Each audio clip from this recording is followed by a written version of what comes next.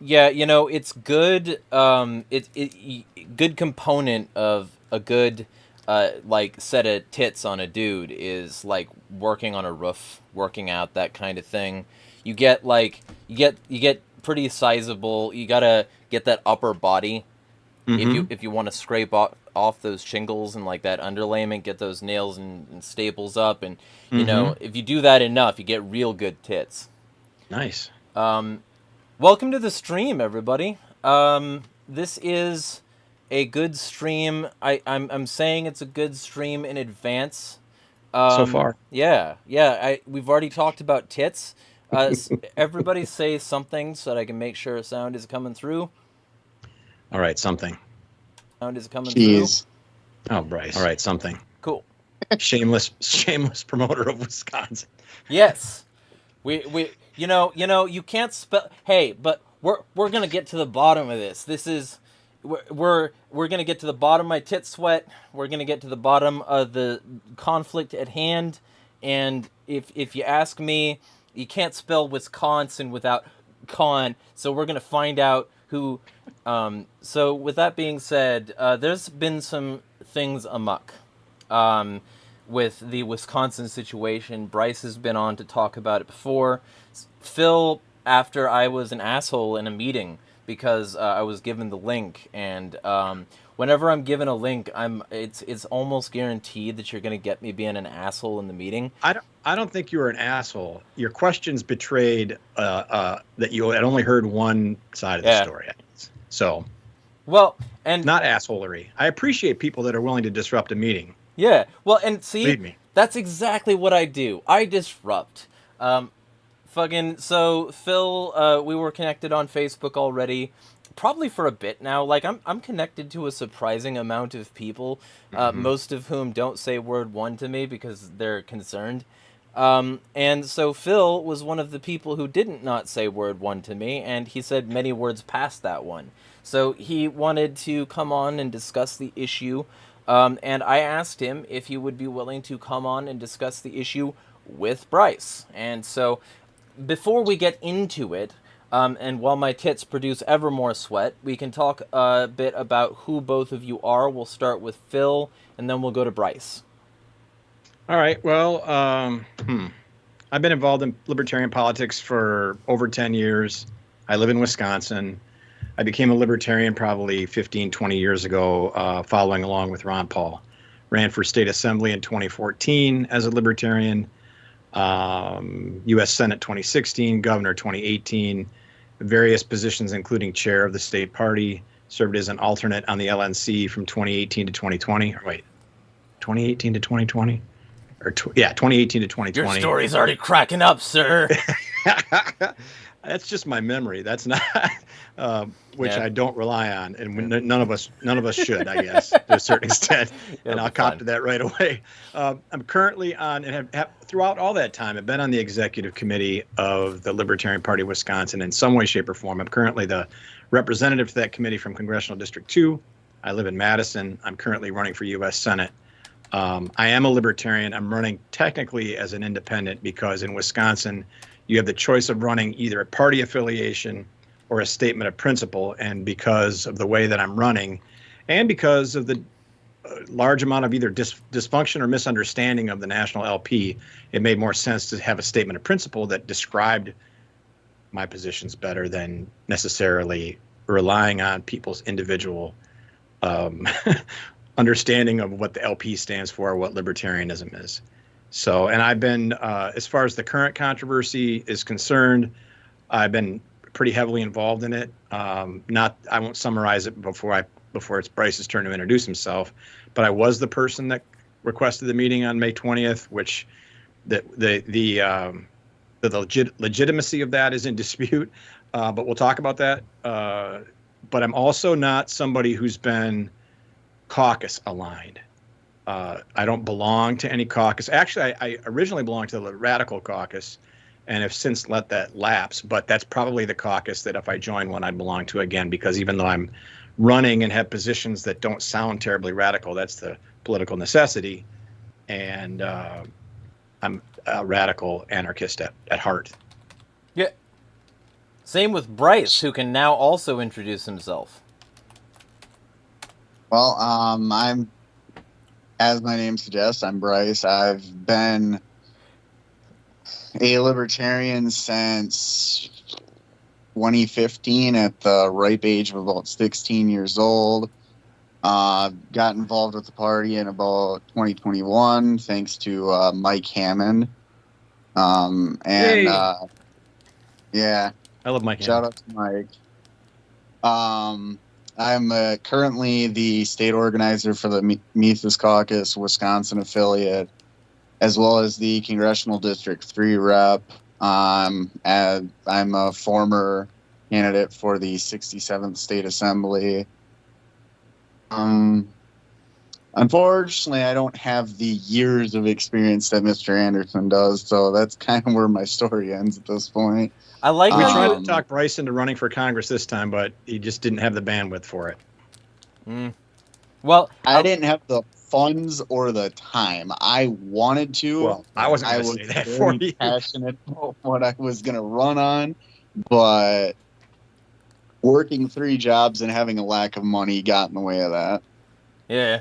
Oh, by the way, there'll be a link that I will post after this stream if y'all want to help Bryce get out of debt, because he's in a debt spiral because of some fucked up business practices associated with some other fucked up things. So, if y'all want to help him, feel free. The link will be in the thing after the spink. So that I like how you started the introduction. As my name would suggest, I'm Bryce. That's funny. Yeah, the general thing here is, if I understand correctly, that there is a meeting that was called that is being considered out of order, if I understand correctly, about another meeting that was also considered out of order, but by the other party, and those two out of orders are conflicting with each other to create a situation where the chair is like either supposed to be removed or not supposed to be removed. So with that being said, people who've like seen the Bryce thing already, they know his general view. So we'll start with like Phil for the first parts of it, and then Bryce can get into his timeline because he's got a significant timeline that he pretty painstakingly drew out of what the events are. But we'll start with Phil and his understanding of the situation because he has not said that on this channel yet. All right. Thank you. My sort of to generalize to start off with. Ooh. A lot of the things that are in the timeline are, to me, aren't as relevant. Not to say that Bryce shouldn't tell them and they're not relevant to his telling of the story at all. But to me, the issues are pretty straightforward, and part of the challenge in people's understanding of this whole situation is there's a lot of things that happen and a lot of people challenging things that happen. And for me, the main issues of how we got to where we are all happened before that meeting that may or may not have been in order on the 20th. So I'd like to start from that. Well, I'm not going to pretend that caucus affiliation and people's feelings about Mises Caucus or whatever aren't part of the equation. The reason that we've had contention going into conventions in previous years about regional affiliation has been because people had some strong feelings about which regions to belong to, which caucuses were controlling which regions, and et cetera. And I haven't been a delegate to a national convention since 2016. So I haven't been swimming in that at the convention, but I do know what the protocol has been. There are plenty of people, I don't know about plenty, but there are some people that have been involved in the Libertarian Party of Wisconsin. An amount. Some proportion, and I don't know them all because I don't really necessarily care, but I know there's a few who have come to the LPWI and have been sort of like brought into libertarianism or asked to be active because of the Mises Caucus, and I applaud them for that. Generally speaking, at least as far as I'm aware, and I've been pretty aware because I've been involved for so long and know so many people, that hasn't really been as big of an issue other than the regional affiliation going into conventions. It hasn't been an issue in terms of the running of the executive committee or the conventions. Some of those people are on the executive committee now and took votes in favor of the actions that were taken around this incident, which if they were voting, possibly if they were voting strictly by caucus affiliation, they wouldn't have. But we've been pretty good, I think, about welcoming everybody and trying to stay focused on the work at hand and realizing that we're, pretty short-staffed in terms of people working for the leadership of the party, and we need all hands on deck and try to keep the national party in general and the caucuses in particular out of our trying to keep things running in Wisconsin. That being said, the history of dealing with this regional affiliation at conventions has been pretty straightforward, regardless of how you feel about what the bylaws say, which is a question. Every convention we've had a discussion ahead of time. It can't really decide. We haven't made commitments, to my memory, commitments specifically to a caucus or to a region, but it's always been discussed one way or another, going back as far as I've been involved. The Mises caucus wasn't really around so much previous to like 2018. So in 14 and 16, it didn't really come up. But ever since 18, 20, 22, it's always been an issue. But it's always been discussed. And the delegation has been given some direction or another, some authority or another to go. That's kind of what delegations are supposed to do.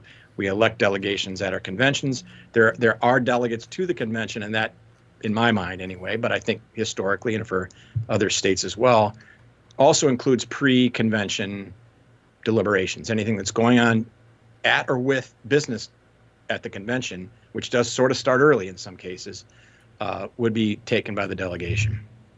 So that has come up before, and that's the way we've dealt with it.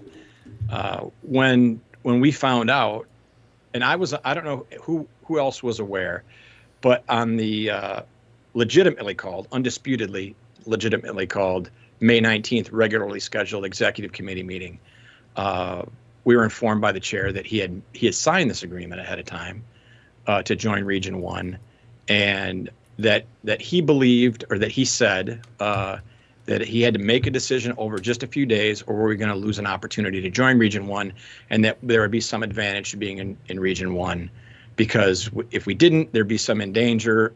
And I'm paraphrasing what he actually told me. There'd be some danger of not being represented on the LNC. My response to that, and I think, and probably Mike Chinese too, I don't remember exactly who said what, but I was shocked that had taken place, because we'd never done that before. And it didn't seem necessary. We all know that those aren't necessarily, they don't need to be ratified until the convention. They can be ahead of time, as I understand it, but they never have been. We've never done that, et cetera, et cetera. So we just kind of accepted that at face value, chagrined, and not really having, and I'm speaking for myself anyway, but I assume other people on the executive committee, time to sort of absorb that. When thinking about it, and then in talking to the vice chair, found out that while Stephen had been approached, or these talks had taken place with other members of Region 1, that he had consulted the vice chair, Tim. And I had heard later, too, that also our parliamentarian, that's not something I heard until recently, so I don't know if that's true or if that's been verified. But I know for a fact he talked to Tim Krenz about it, at least, while he was deliberating, which was a couple of weeks ahead of this, legitimate XCOM meeting, and told him to not share that information with the rest of us because he was afraid it would be a contentious discussion. I thought, well, that was pretty strange because, we're supposed to operate as a committee. The fact that he was approached, even if there was, and I don't know for sure, but even if he thought there was a reason to make a decision about that early, he could have certainly used Slack, which we use every single day. Every committee, the entire XCOM uses Slack every single day. He could have said, hey, guys, this is what's going on. I feel very strongly that we should do this. What do you think?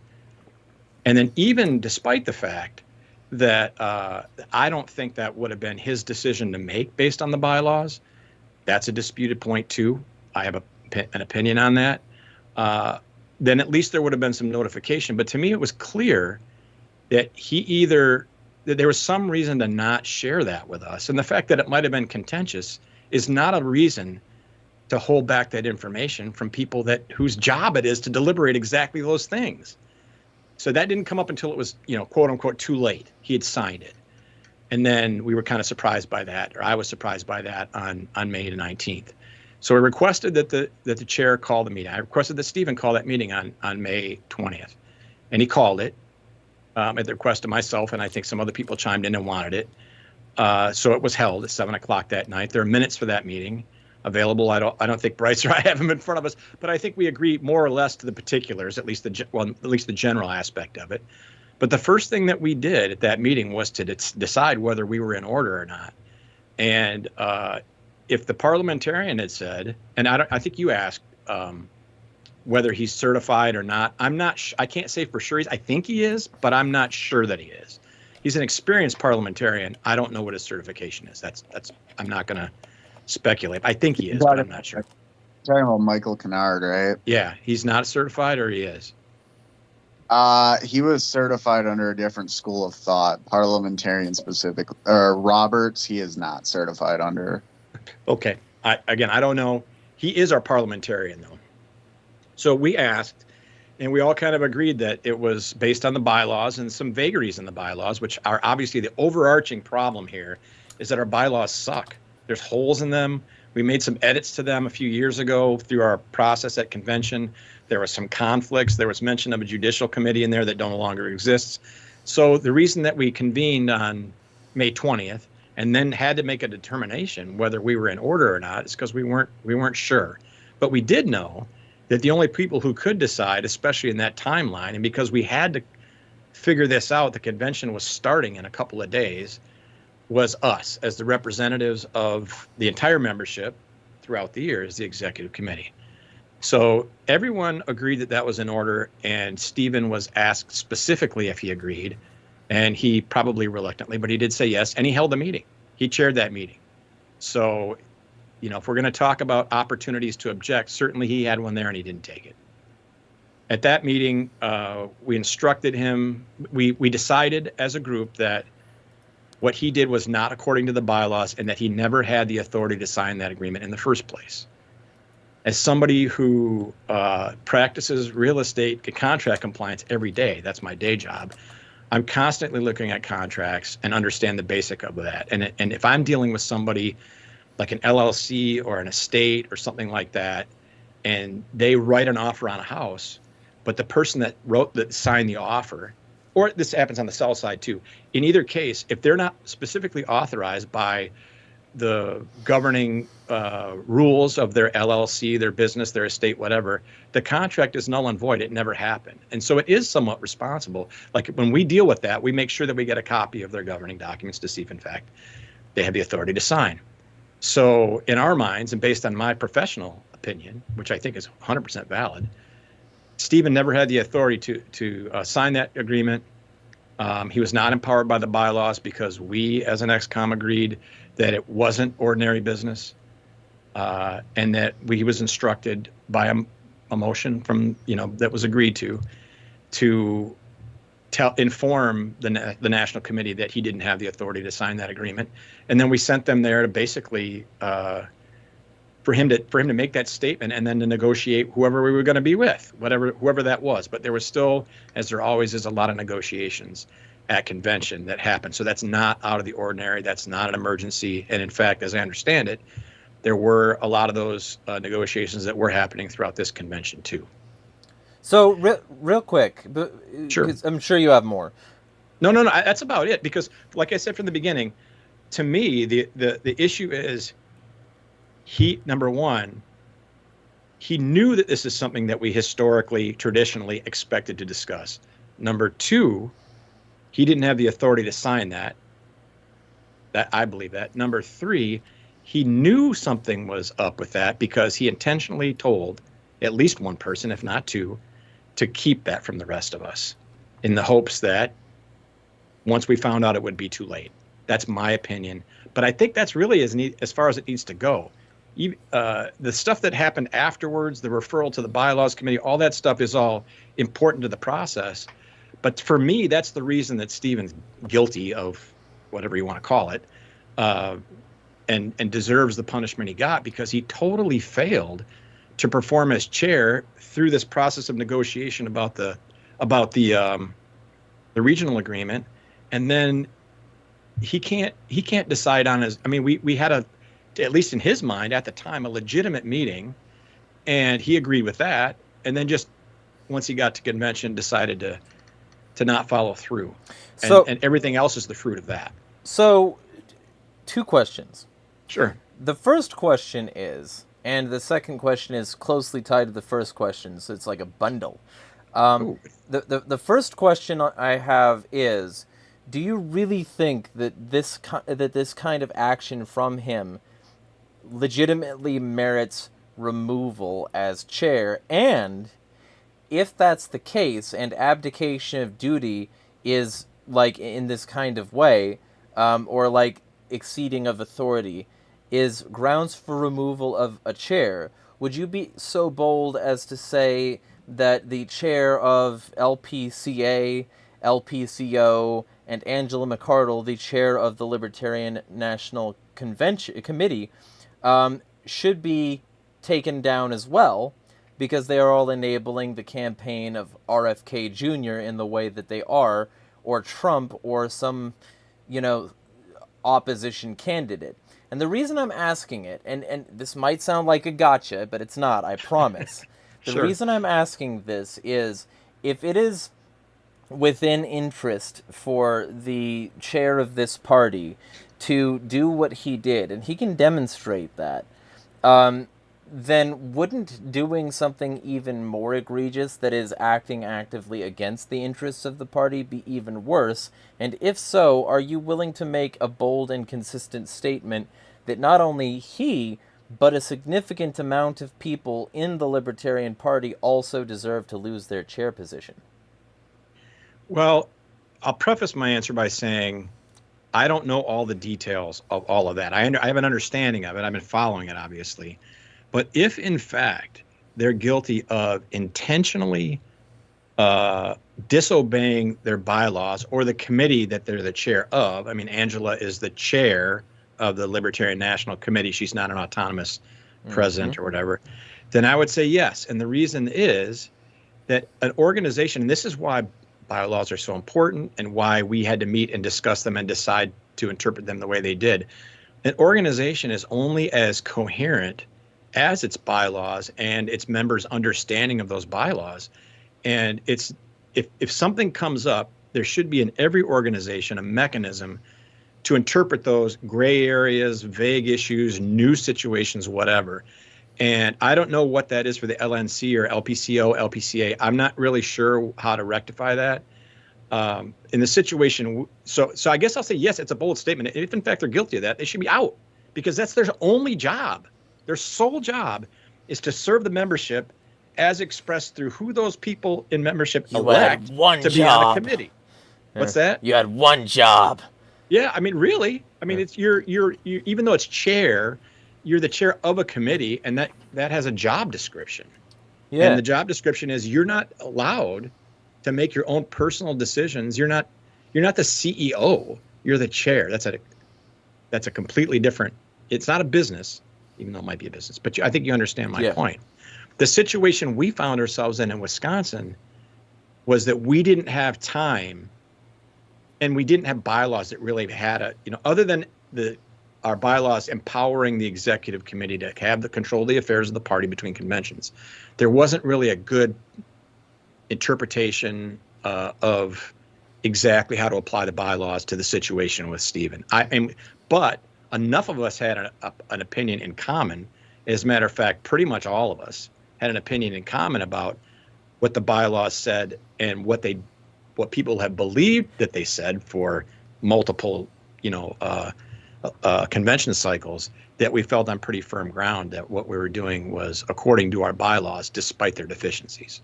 Are you saying libertarians are bad at making rules? What kind of monster are you? Well, it's funny because they're bad in some ways, but they're great too at like picking apart issues and finding all the nuances and narrowing it down to all these different interpretations of the most minute things. And that's beautiful. I love that, because that's important that we understand what we believe in and that we can answer things and explore things. That's good scholarship. That's good activism, et cetera. But organizationally, I mean, libertarians are probably, other than flat out anarchists who probably don't join organizations, libertarians are tough. because we generally have a character of being independently minded. And you're that's beautiful, but it also probably helps contribute to situations like this too. You're being awful generous when you could just say libertarians are fucking nerds. But yes, I mean, Well, yes. it's not always true. Yeah, some of them aren't nerds. Honestly, those people are kind of more annoying because, like, at least the nerds I can have interesting conversations with. Yeah. So okay, so that's basically your end of it. Yeah. Let me just make sure that I didn't forget anything. Not a because problem. I don't use notes, but that's pretty much it. But I want to point out again, if I might, that while the background of this is caucus related, based on what I intimately know and have seen over the last few years with people actually working on the XCOM, other than the regional affiliation argument, which has been caucus driven, our inner workings of the executive committee or the party itself have not been, at least not in an outward way that's manifested itself in the leadership of the party. As a matter of fact, we knew Stephen had been the state lead for the Mises caucus and elected him chair anyway, even though that the MC is a minority position in the state party. And that we felt, okay, fine. He's a hardworking volunteer. He should be the chair. Writes down in notes, Phil hates minorities. Go. Oh, yeah. Come on now. Go ahead, though. What do you say? I think that's in a nutshell, though. I mean, I could keep repeating myself, but I'm sure you'd get sick of that. Yeah. No, see, the thing that sometimes when you repeat something, and I'm being serious here, sometimes when you repeat something, it does shake out something that was forgotten. Like, I'm a bipolar fuck. Like, part of one of the things with bipolars is we have a tendency to start at the end of a thing that we've already come to a very strong conclusion on, and we'll start at the end, and then we'll start to, like, we'll come back to a component of it, and then we'll be like, oh shit, we haven't explained this fully, and we'll have to reel it back until we get to, like, the segment that actually would give somebody a foundation, because we've already had our schizo-moded, like conspiracy corkboard in our brain, and we can't just start people at, yeah, this guy did it. Yeah, exactly. So, all right. Well, with that being said, so Bryce has a shit ton more notes. And like what I understand is that these are going to be pretty extensive. So, with that being in mind, and with the fact that Bryce has already pretty much like said most of what he was going to say, like in the previous stream, what I'm going to do is, if you have anything you need to say regarding this subject, just sort of like throw your hand up, like flick it up, I'll see it, and like we can clarify certain elements along the way and make sure that everybody is on the same page. Gotcha. Cool. Bryce. Okay, so I will start off by stating my timeline event starts on May 11th because we're not exactly sure how long Stephen had to consider this subject matter. It really kind of comes down to a he said thing between him and Tim. He shit. I could speak for myself when I say I was not aware of what was happening prior to the May 19th XCOM meeting. Nonetheless, so on May 11th, this is not contended because Stephen himself admitted to it. That was the day that he officially signed us into Region 1. Fast forward to May 19th. The XCOM meeting occurs. Stephen announces that we will be in Region 1. And I believe he posted the regional agreement that day as well. So the comments Phil specifically was alluding to, because it's in the minutes, is that he stated that communication would have been helpful and asked what timeline Stephen had on this. Phil at the time agreed that the executive should have the authority to do this, but if the executive had time to consider, this body should have been informed. Michael Chenise basically just reaffirmed what Phil said. Fast forward to the following day at around 11:06 a.m. Phil requested. Yeah, I went back through the Slack channel. Yeah, go ahead. You requested the emergency XCOM meeting initially for 5:21 at 7 p.m. Central Time, because that's when we do our XCOM meetings, to discuss the chair's authority to join the region. However, following multiple members stating that they were not going to be able to be at that meeting, the time was then switched to 5:20 at 7 p.m. So 8 hours and 54 minutes later. Now, I, like Phil alluded to, I don't have the minutes in front of me. I tried to find them. They are nowhere to be found. I'm sure if I wanted to, I could reach out to Tom Petrowski, who is our current secretary, and get them, but we're in the middle of a stream at this point. Yeah. So the XCOM meeting was held. I did make note that I was unable to find the minutes. Decided by unknown vote total that Stephen did not have the authority and was to rescind the offer. I know it was a majority. I don't know the exact vote total. I believe that if he didn't state his reasoning for doing it at this meeting, I know he does it at a later meeting. Stephen did point out that his intent originally, when going through the regional process, was actually just to sign us into Region 6. However, through communicating with other state parties, he realized that Region 6 was falling apart and that they were not going to have the 10% total to have representation. Minnesota and Montana specifically were also a part of Region 6 during the last round. So he was communicating with their group. Their parties were heading to Region 1. He didn't want us to be regionless. So that is kind of how that process started. On 5:23 to 5:24, the delegates, myself included at National, attempted to join Region 5 and Region 3. Stephen didn't rescind the offer because he felt he had the authority to do so. And the meeting has questionable validity because I've heard a couple different things. I've heard that Rona requires a 24-hour notice. I've heard a 3-day notice. I've heard a 3-week notice. One thing's for sure, though, it doesn't require a less than 9-hour notice. So there is some questionable validity to that meeting. So because of that, the Can offer I ask was a not. quick question?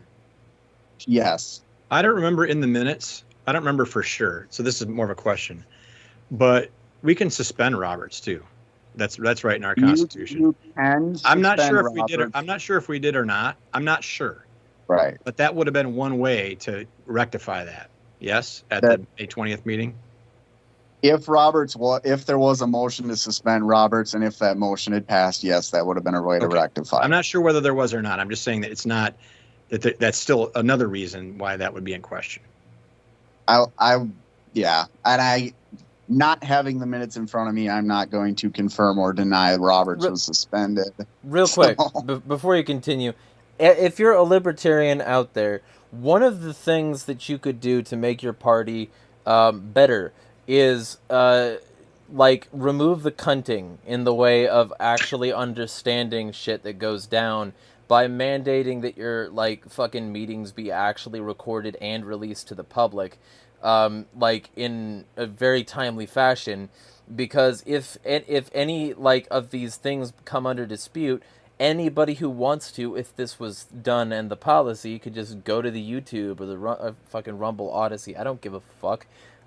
Because one of the things that's been so fucking frustrating following any of this shit has been knowing that all this could have been recorded, so that a lot of these things could have been less about hearsay and more about go to the fucking link, cunt. And so, like, that's one of the things I want to say, is that, like, I think that's a thing that everybody in the LP should be doing. They should be, like, because if it's public anyway, if it's, like, of the public interest, and if they're so damn sure they're right about all this shit, then it shouldn't be a fucking problem to... So that's my little spiel. That's my little cock in a knot, because, like, I had a whole lot of problems piecing together some of this shit and going to various, like, unofficial channels where somebody was like, recording the thing unbeknownst to the fucks. And like, that isn't the way to conduct a decentralized jack fucking shit. It's, and there's also some meetings that I'm supposed to be getting access to that I haven't yet because like the people who recorded them would rather that they not be seen because it makes them look bad. It's like if it was just part of the bylaws of each individual chapter that these things would be recorded, that'd be sick because then we could watch the either boring and or soul scraping abortion that is meeting politics for ourselves and actually just be able to tell shit without fucking jack off minutes. That's my okay. Anyway, I had to say that, go. Right, and all of our meetings are recorded. We do not post them anywhere, though. We used to have a YouTube channel, like, fucking predates my membership, but we used to have a YouTube channel. We just don't use it anymore. That's unfortunate. And we usually record meetings. I don't know why this one wasn't, but the regular XComs generally are. And all you would Right. And here's the other thing. Mega, the Kim.com website that's primarily used for piracy and exploitation material, that site is also used for other things that are legal even. And you can use the site. It gives you 500. I'm not sponsored, by the way, but they give you like 500 gigabytes of free bullshit immediately, and you could just set up. And I've made the same recommendation for Michiganders, that they can do the same shit. They can set up a folder and deposit documents and videos and shit into that shit so that people don't be fucked about the garbage anymore. Because that's a lot of the things with all this stuff that I've seen is that so much of it just boils down to like, certain people having certain visions of events. And if we just had the transparent fucking bullshit, we wouldn't need any of this garbage. But go ahead. Agreed. Wait, can I make one announcement more or less? I just posted the minutes from that meeting. I found them on Slack, Bryce, and posted them in the chat for this Skype. Cool. So if you can get to those, you can see them, or I can answer questions about them too if you want. Whatever you want to do. They're pretty short. I mean, they're average. They're average size. Can you see them, Bryce, or no? I'm just downloading them right now. Okay. Anyways, while I download them, I'm gonna continue though. So Region 3, and Region 5 would not accept us because of the contention around Region 1. So we ended up staying in Region 1 because Region 1 was signed as a valid region. On June 8th was when Michael Chenise decided to file a petition formally to dispute the regional agreement. Fast forward to the 13th, he alerted the XCOM of his motion to censure Stephen at the 6/16 XCOM meeting.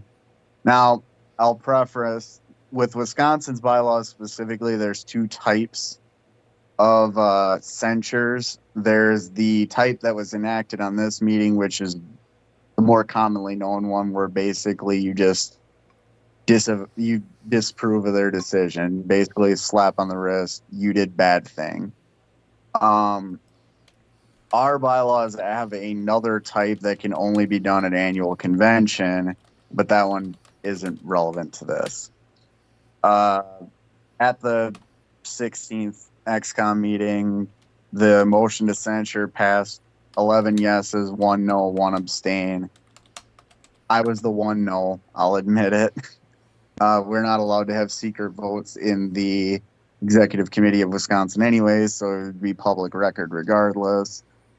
This motion was immediately followed by another motion to have the CBLC consider a temporary suspension of Stephen Ecker, subject to ratification at a special convention by a 2/3 vote for the remainder of his term, which the motion in its a temporary suspension to term doesn't exactly make sense. That's more of a permanent suspension, but whatever. It passed by a 9-4 vote. 9 yeses, 4 noes, no abstentions. The bylaws committee meeting was held on the 21st, where they unanimously passed Mr. Chenise's motion. with the following day being when the process of taking away Steven's access to stuff began and turning it over to Mr. Krentz. Following that, we fast forward to July, where we held our monthly XCOM meeting, and it was decided that a petition is required to trigger a special convention. That same night, I made the request to access the membership list so I could cycle a petition, because I would love for this special convention to be held. Even volunteering to sign an NDA, which Tim initially stated that that shouldn't be an issue. However, 3 days later, I was informed that so Tim has a little group that he does with the other remaining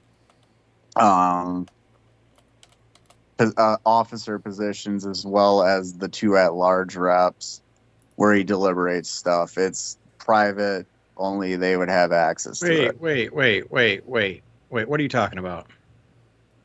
Tim Krentz has a 5-person group where it is him, Tom Petrowski, Brian Bell, Michael Chinese, and Nathan Gull.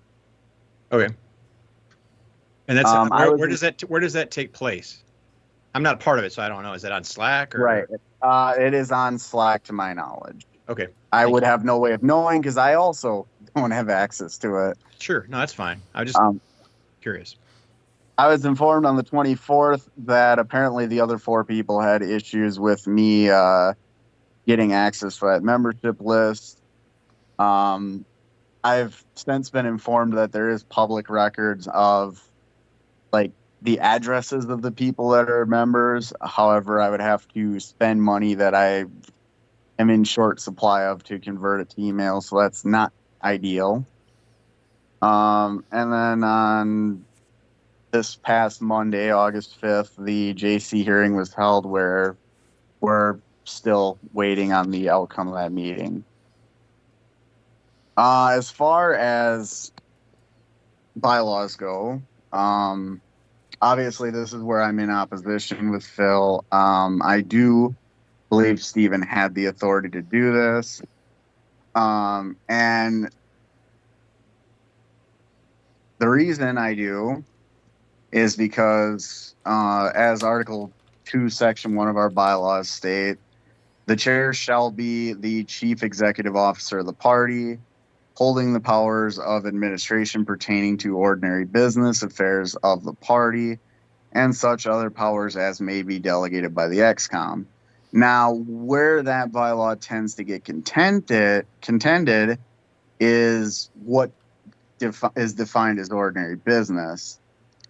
Considering regional agreements are a national party issue,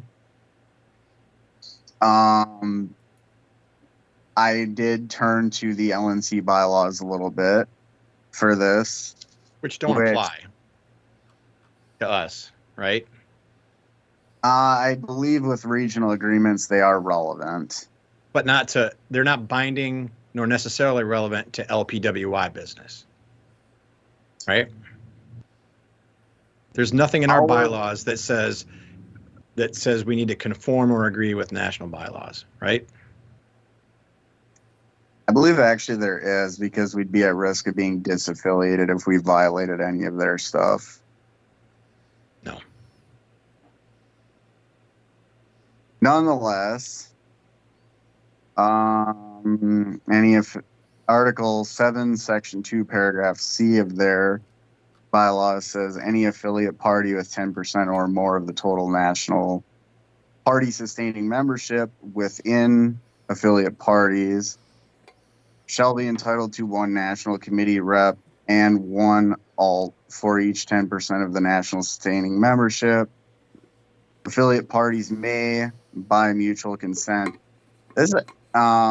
which that part is actually something Mr. Chinese cited in the JC hearing. The recent one? He actually had that. What's that? The recent one, Yes, the one where yes. I cunted it up? Yes, that one. Precisely. That specific part he highlighted with his complaint. may, by mutual consent, band together to form rep regions, and each such region with an aggregate national party sustaining membership of 10% or more shall be entitled to one national committee rep and one alt for each 10% of national sustaining members.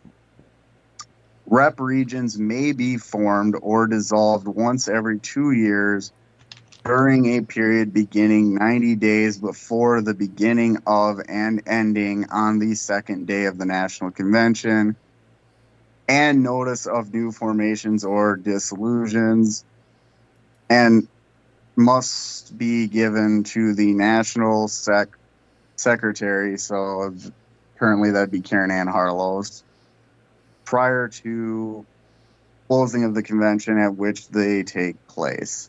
Basically, if you're forming a region in 2024, you have until the end of the convention in 2024 to form that region and turn it into Karen. Can I ask one quick question? Because you recited a long thing there. I just want to make sure I heard it right. Regions are formed by consent.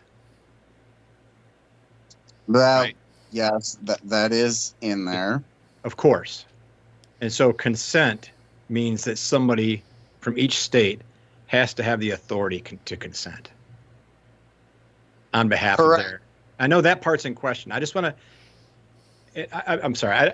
I hope I'm not interrupting, but I think that there's a lot of information you're supplying here, and I'm not disputing like almost none of it. You know, you've obviously done your research, and that's great. I just don't want our listeners, or even you for that matter, to get lost in a lot of things that to me, and I think to the XCOM that voted with only one objection to take that action on May 20th, and all unanimously agreed that meeting was in order, that that Stephen did not have the power, did not have the authority on our behalf, and there's no other body, our bylaws are deficient. That's a fact, and you've made that clear, and I agree with you. But in that scenario, when the bylaws are deficient, if the XCOM takes it up, and in the minutes for that meeting, you can see it says that the question was raised as to whether to suspend Roberts, and we decided that because the chair agreed that it was a legitimate meeting, that we didn't need to suspend Roberts because there wasn't an objection. That really is the issue. Like all the things that happen later that you're talking about are true, and there's issues with how, you know, and there's stuff, right? And that's all true. But the point of this is, and I will tell you, I know that the mind of the executive committee on the 19th and 20th and since has been about Stephen's actions prior to the 19th, concealing that from us, actively concealing that from us, and then ignoring the one body that could interpret those bylaws and figure out a way to move forward from there. And to get lost in the rest of this, I think is just, and I'm not saying you're doing it intentionally, Bryce. There's lots of issues there, but for anyone who's trying to make a decision about this, it's a smokescreen. Downstream of consent that you mentioned, downstream of who has the authority to decide what our bylaws say, which the XCOM must.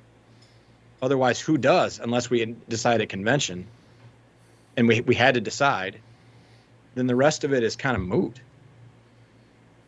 in my opinion. Yeah. But I know other people feel that way too. Right. There is language in there, though, about the whole 90-day stuff. So if we're going through that process, even if, like, Stephen was the executive, I mean, the 90 days are in the national bylaws. That doesn't mean that that they're binding on us, or that doesn't change the fact, in my mind, the fact that he didn't have authority to sign, regardless of what the national bylaws say. It's irrelevant. If he doesn't have the authority to sign it, it's null and void, and that's a settled legal matter.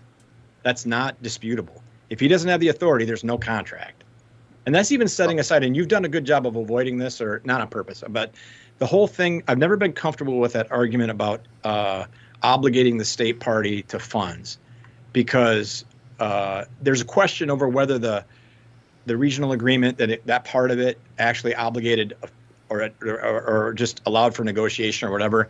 I don't know, and I don't care. The fact is, he never had the authority to sign it, and I think that's real cut and dried. And to the extent that there's a question about it in our bylaws, the only way to do that is go to the body that represents the party between conventions for an interpretation. And that was, I don't want to say it was unanimous, but there might have been one objection. We all kind of agreed he didn't.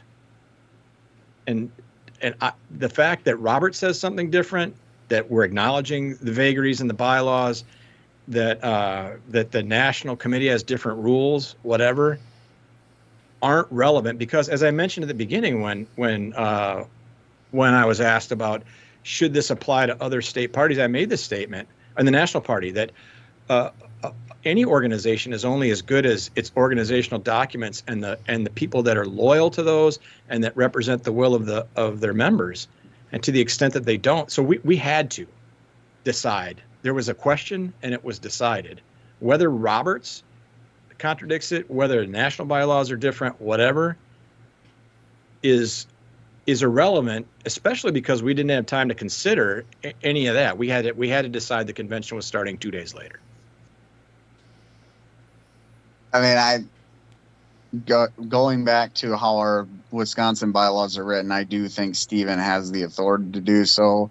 The only way around that would have been if he was directed by the executive committee to take a different action, which the only time that comes up is at a meeting that has questionable validity to it. Well, it could have come up if he'd have brought it up and not hidden it. I'll say that. But then also, if you're acknowledging, and I think you do, and I don't want to put words in your mouth, that the bylaws are vague or open to different interpretations in terms of, I mean, I feel like we're pretty firm on that it wasn't ordinary business and that we had demonstrated that it wasn't in previous cycles. But if you disagree with that, that's fine. I mean, everyone's entitled to an opinion. But where does that get resolved other than our own executive committee? The only other place would be at convention, because we don't have a JC, because the JC was absolved. Right. Or dissolved. Yeah, it was removed. The references to it weren't removed, but the committee itself was removed in 2019 or whenever that was, that convention, 2018, 2020, something like that. See, that's where I'm coming from. Bryce, I think your heart is in the right place. I totally do. And it all stinks of caucus bullshit, and I hate it. Because, and I'll tell you, especially as somebody, and you know this too, having run for office, the worst thing in the world is when you're trying to run a campaign and your party endorses you, and then all of a sudden they get caught up in all kinds of stuff. To me, my definition of a party is an organization that operates in the realm of electoral politics, supports campaigns, candidates, tries to get people elected, whatever. The movement itself is something different, just as important, maybe more important.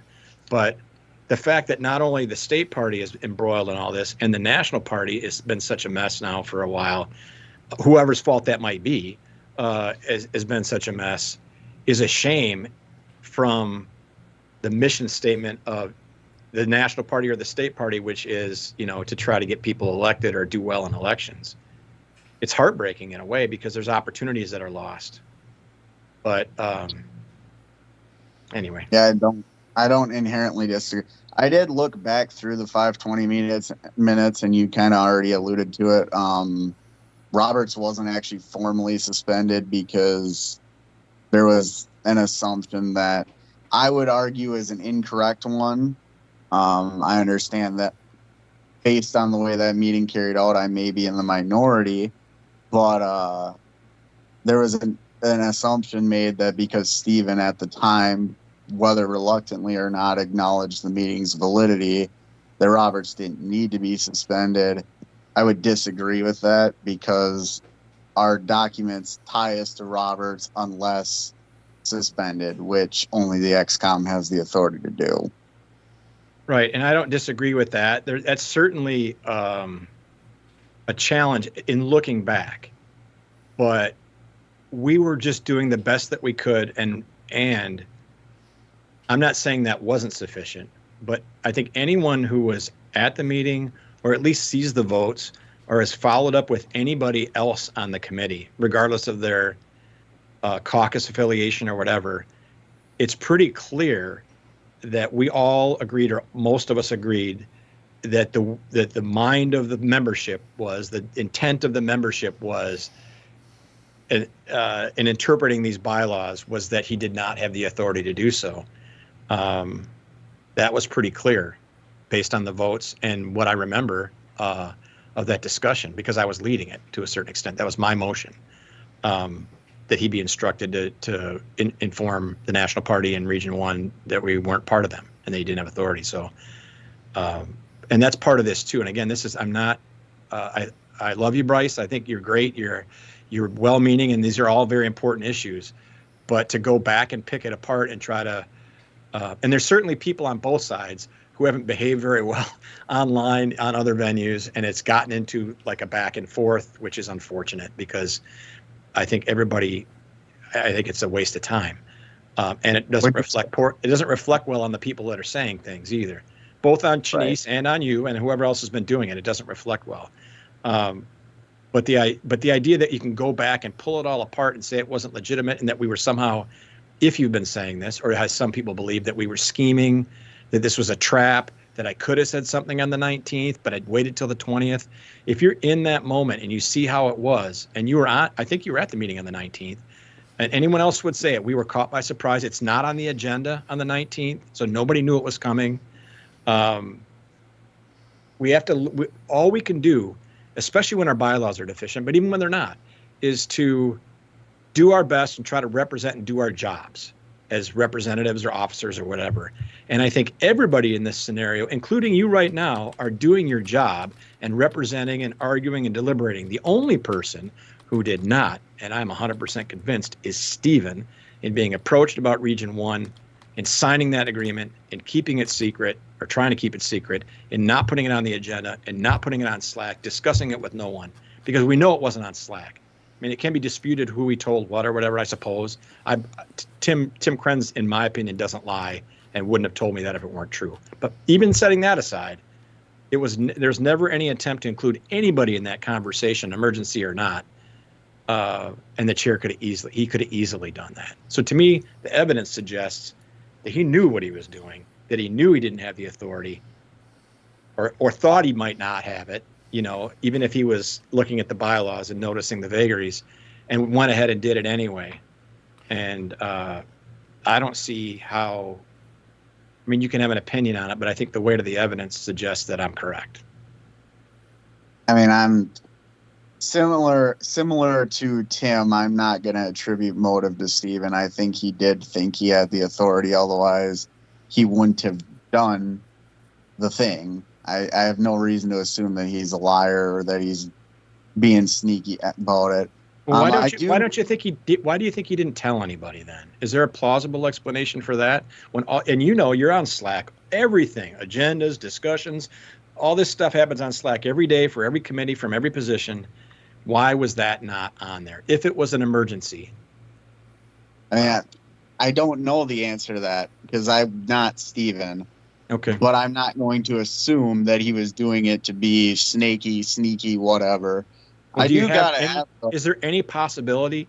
I can't think, and maybe I'm biased on this because I already have a strongly held opinion about it, but is there any plausible, could you even conceive of a reason why he wouldn't share it with the rest of us other than just neglecting to, which I wouldn't buy that, but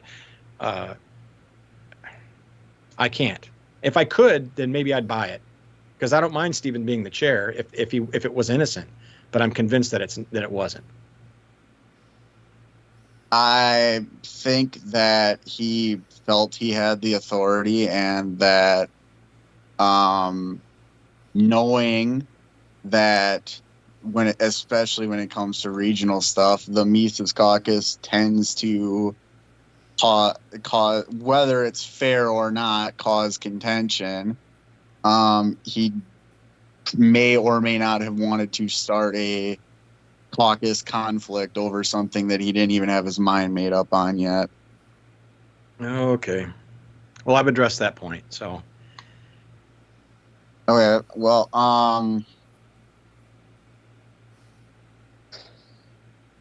so as far as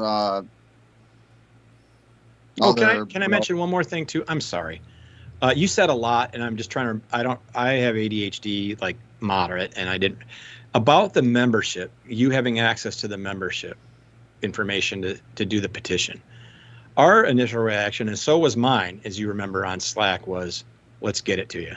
And then other people, not caucus affiliated, maybe even previously MC affiliated, said, wait a minute, we can't just release membership contact information if that's not what the membership expects. Not when you join an organization and you give them information, contact information.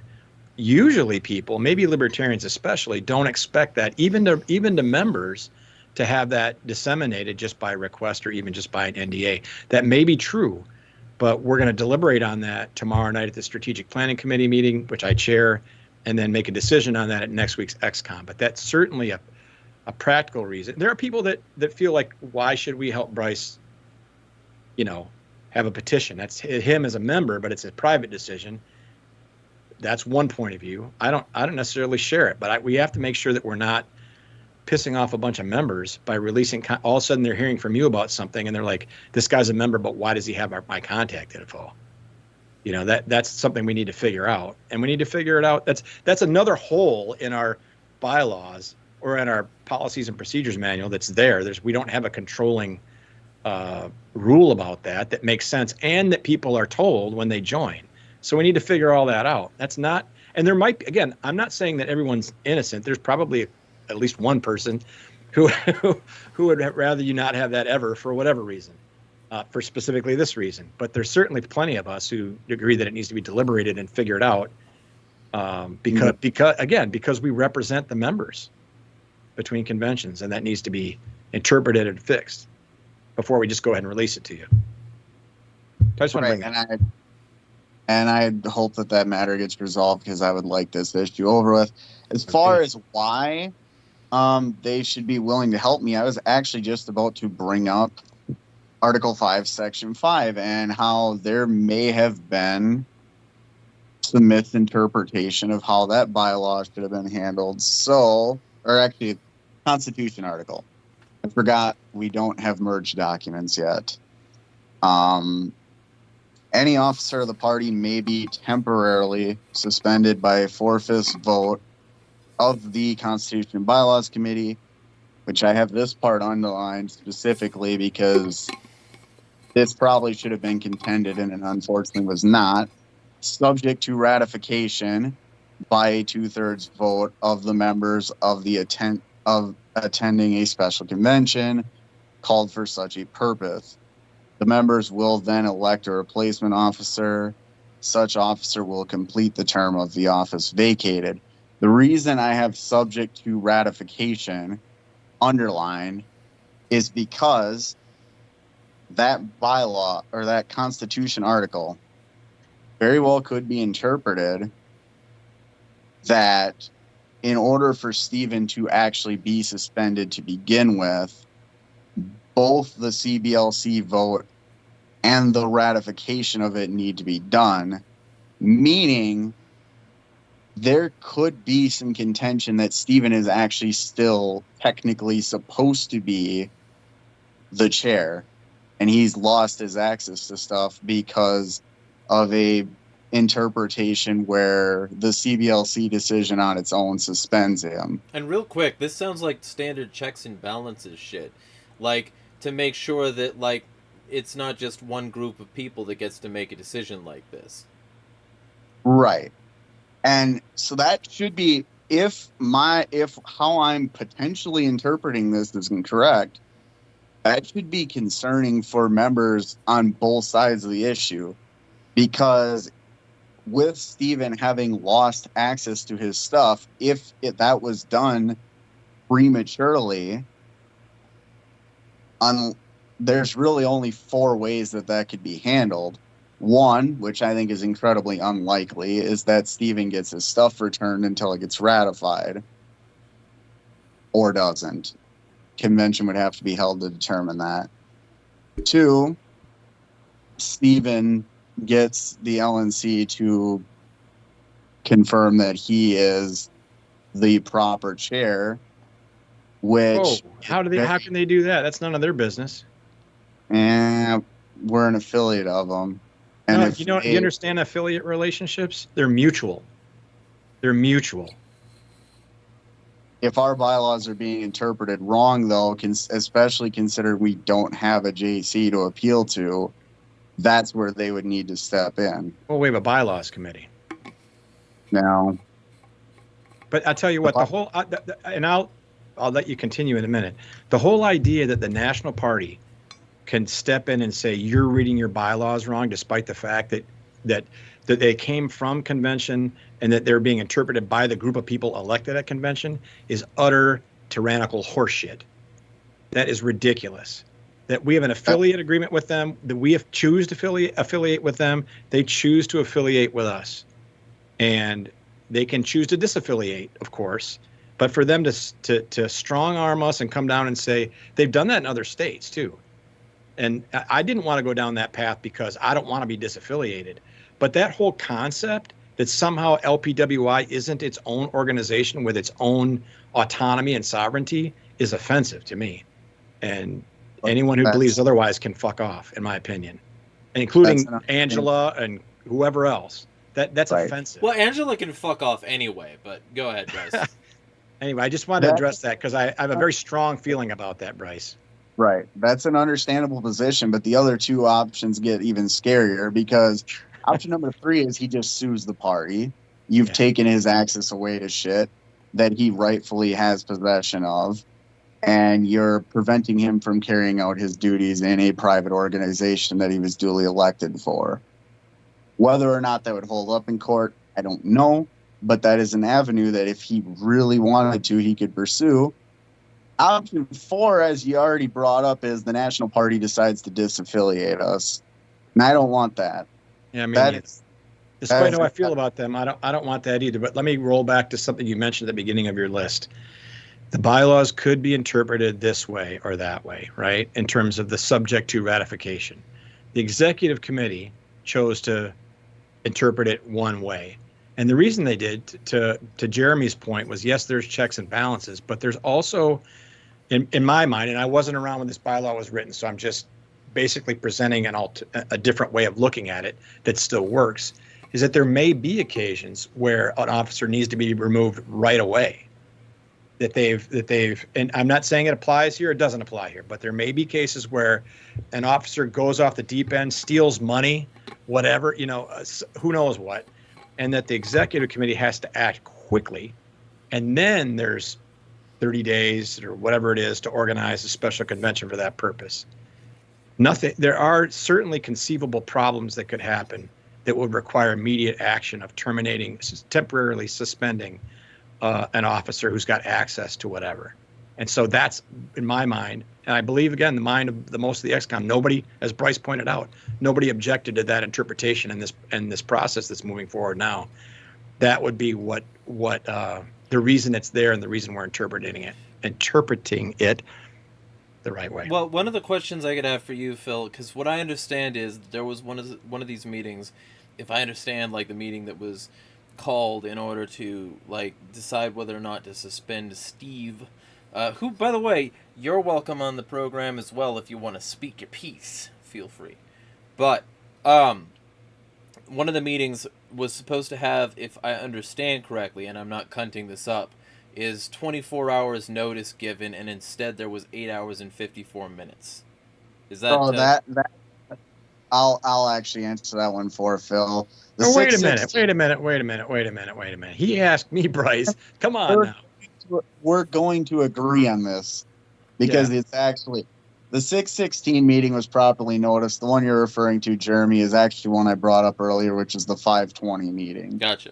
Yeah, we struggled, as Bryce knows, and it's in the minutes, with whether that was properly noticed and legitimate. And one of the problems was, or the challenges, whatever, was that we needed to have a meeting to decide how we would interpret our bylaws and whether we would, how that was going to work. So we were kind of stuck in a catch-22.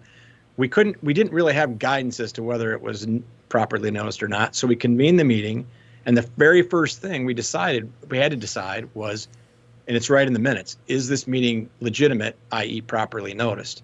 And then we decided yes, unanimously decided yes. So I certainly see that according to Roberts, et cetera, there's issues with it. But again, the only body that's empowered to decide that on behalf of the members of the Libertarian Party of Wisconsin is the executive committee, and they did so.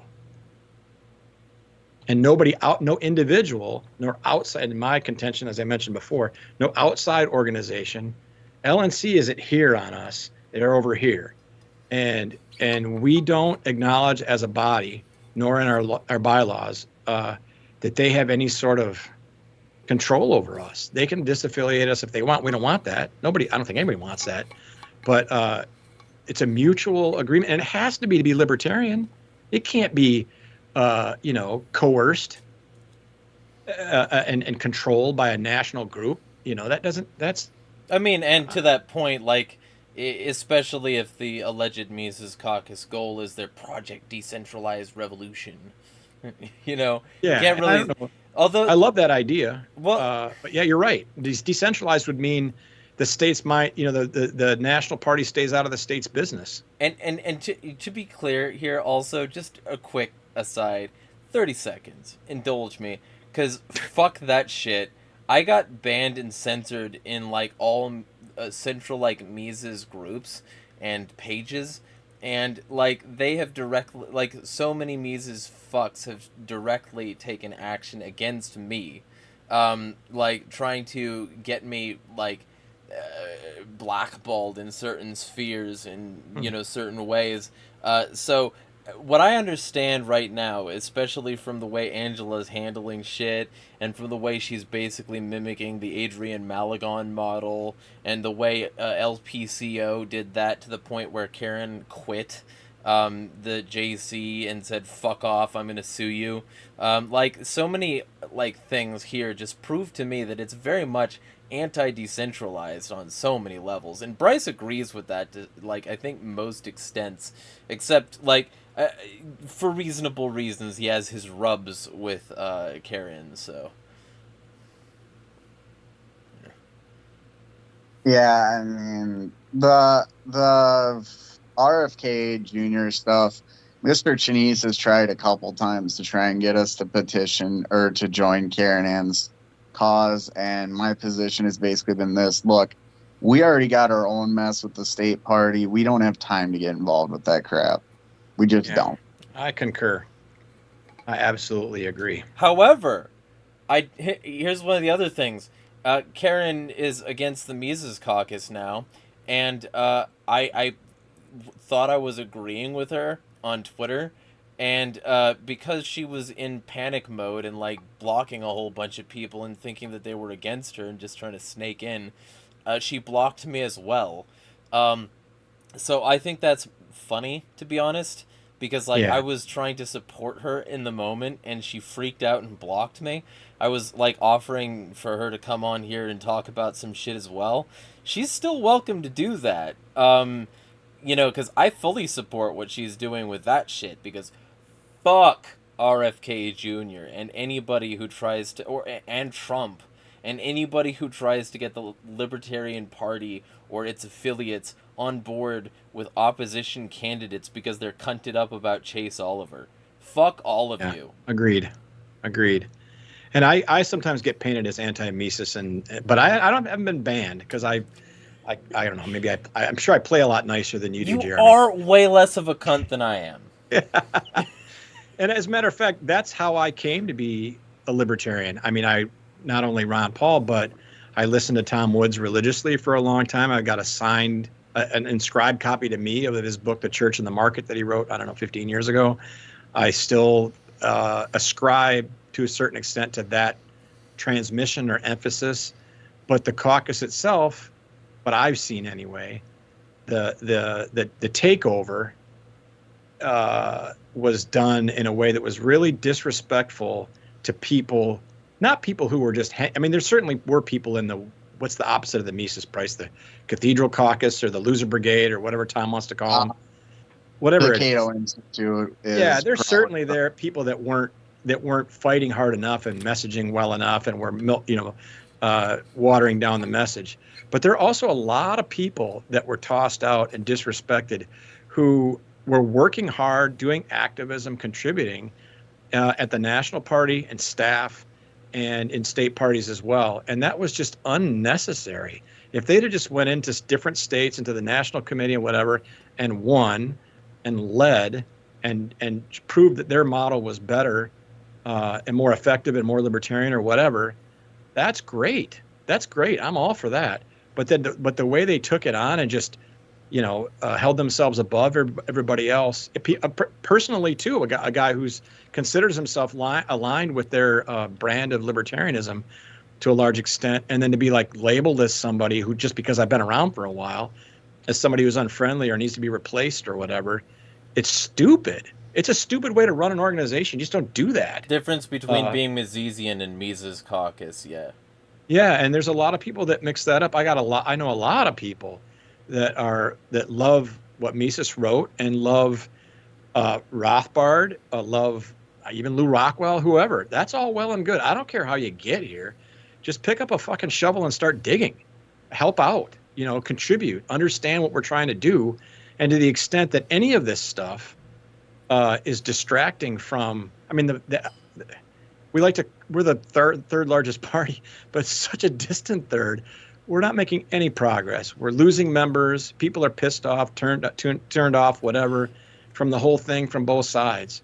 And that is just a shame, because we've got a core message that does resonate. Well, and to the extent that we put it out there, it can make progress over time through its various expressions and appeal to different people on different subjects as they come up. Libertarians have an answer for every single issue and always have. It's eternal, right? Liberty, freedom, self-determination, you own yourself, etc. The NAP. But this just makes a mess of it. And people that are out there, like potential voters for me or for whoever, or people that are considering joining or hear a little bit about it and they look into it, they're like, that's a bigger shit show than the GOP or the Democratic Party. Mm-hmm. It's smaller, but it's no less of a shit show. So we can't do that. We can't afford to do that. So two things to respond, and then I'm going to throw it immediately to Bryce. And I'm going to throw it to Bryce with sort of a writer that says he has like sort of 5 minutes uninterrupted to fully flesh out. Yeah, I hear you. I'm interrupting him. I'm sorry. I just get kind of fired up about this stuff. I've invested 10 plus years of my life into it. So as the resident like unmedicated bipolar 1 schizo fuck over here, I can't say that I've never been that way. So right. I'll be quiet. But so the two things I have are just, first off, a statement that Chad is one of those cunts, and he's definitely fucking shit up in a variety of ways. Andrew Chatterton.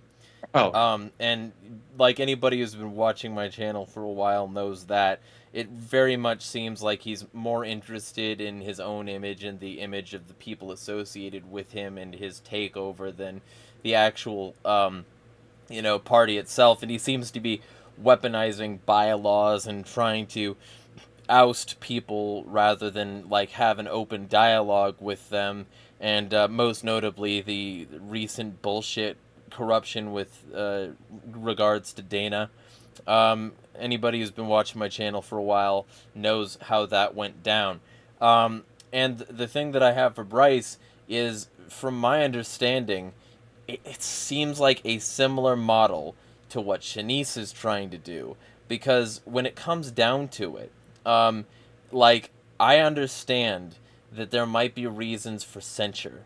I understand that there might be reasons for saying, take a step back and we're going to figure this out. We're going to try and actually get to the root of what we believe to be corruption.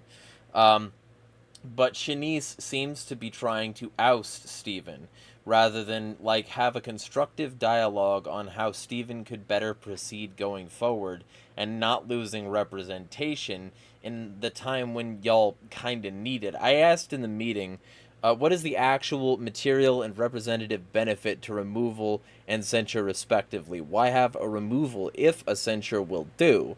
And the reason I asked that is because it's the choice is between a convention being held to determine removal rather than simply a small board making the decision, wouldn't it be more representative of constituent interest to hold that convention, or is constituent interest less relevant than that of the board? Sounds familiar. And so I'm going to throw it to Bryce for like 5 minutes, and then Phil can fill us in anything that Bryce might have missed during that. Yeah, I mean, it is unfortunate because as I think you've started to see even with the Michigan situation, Jeremy, it is not like, yeah, the Mises Caucus, there are certainly people that warrant criticism. But this is not exclusively the Mises Caucus is just these assholes that are, Yeah. there are some good people in it. I think there are definitely some well-intended people on the pro removal side. I have a very hard time buying that Michael Cheney specifically is one of those good-intended people. He has caused people, one of which is even part of Phil's Senate campaign team, to dip from the party in recent months because they're tired of his antics. Wait, who are you referring to? I am not going to say. Tim knows who I'm talking about. Was that recently? That was very recently. Okay, then that's not why. It's not Cheney specific why he's leaving. He's a good friend of mine, so I just want to correct that. A good friend of mine. He's a good friend of mine too. So, wait, you're good friends? Yes. With Adam? Good friends? Since you name dropped him, yeah, I'm fairly good friends with him. All right. Yes. I'm gonna check that because that wasn't the case to my knowledge. But okay. No, I'm sorry, I interrupted. I shouldn't. I'm out. Yeah. Anyways, okay. Yeah, I have a very hard time believing that Mr. Chenese is a good faith actor at this point. His actions, his behavior, even beyond just this, like just other actions he's taking, and personal comments he's made in Messenger and Facebook posts and whatnot. I have no reason to believe whatsoever that he's well-intended. He may have people behind him who believe that this decision is valid, but his specific reasoning is, whether he will admit to it or not, the Mises Caucus is benefiting from this region. I have no reason to think otherwise at this point. And he's going to do and has done whatever he believes he can get away with, because the Mises Caucus is such a small faction in LPWI, to get his outcome. And it's incredibly frustrating.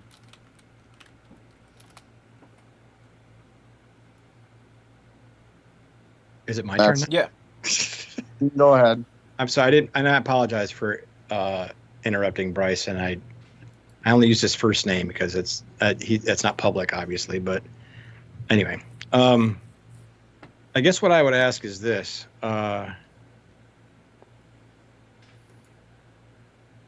regardless of what Mike Chenese is doing and what his intent is, I guess this is not going to be a question. It wasn't him who requested the meeting on May 20th. It was me.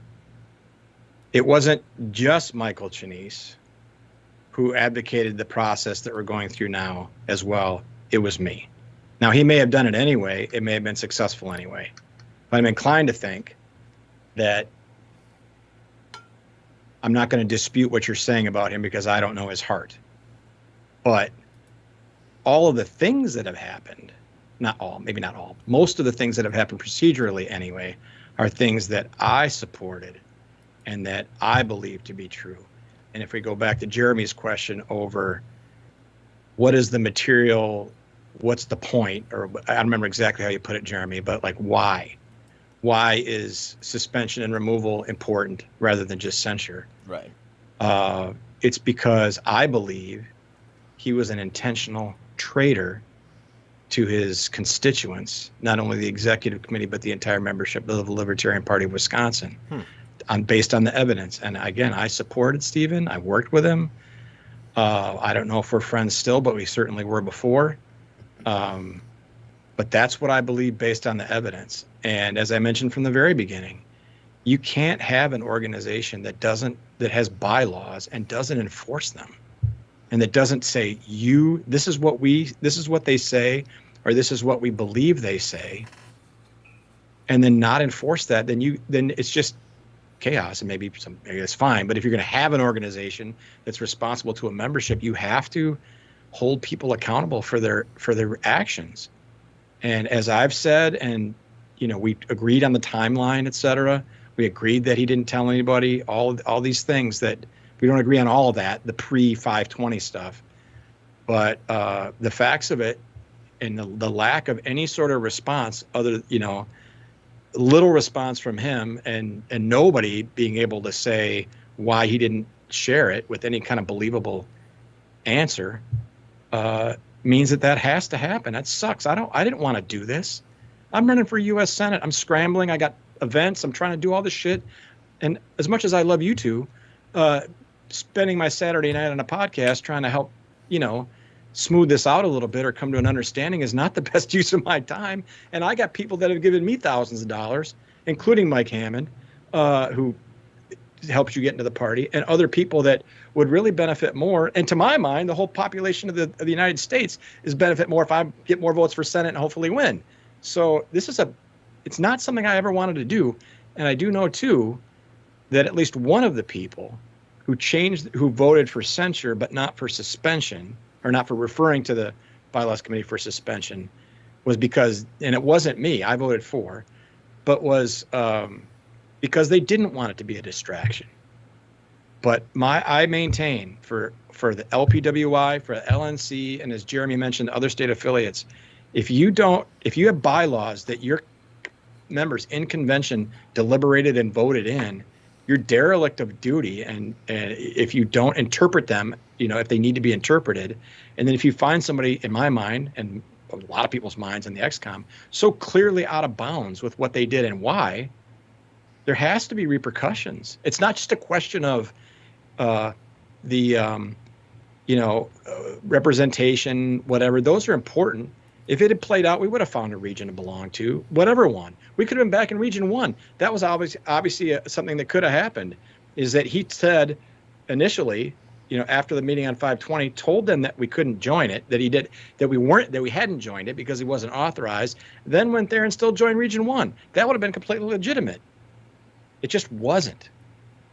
So, and the only, so anyway, maybe I'm repeating myself, but I think that we have to stick to the points that are most important and that are basic to the understanding of how organizations and representation from a membership to a board to a chair have to work for an organization to have any coherence. So Sean Davison in chat says, Ola from Wasau, one of his questions... That's Wausau, I think. Wausau, right? Yeah. I'm from the West Coast. I don't speak Midwesterner. Wausau. Yeah, Wausau.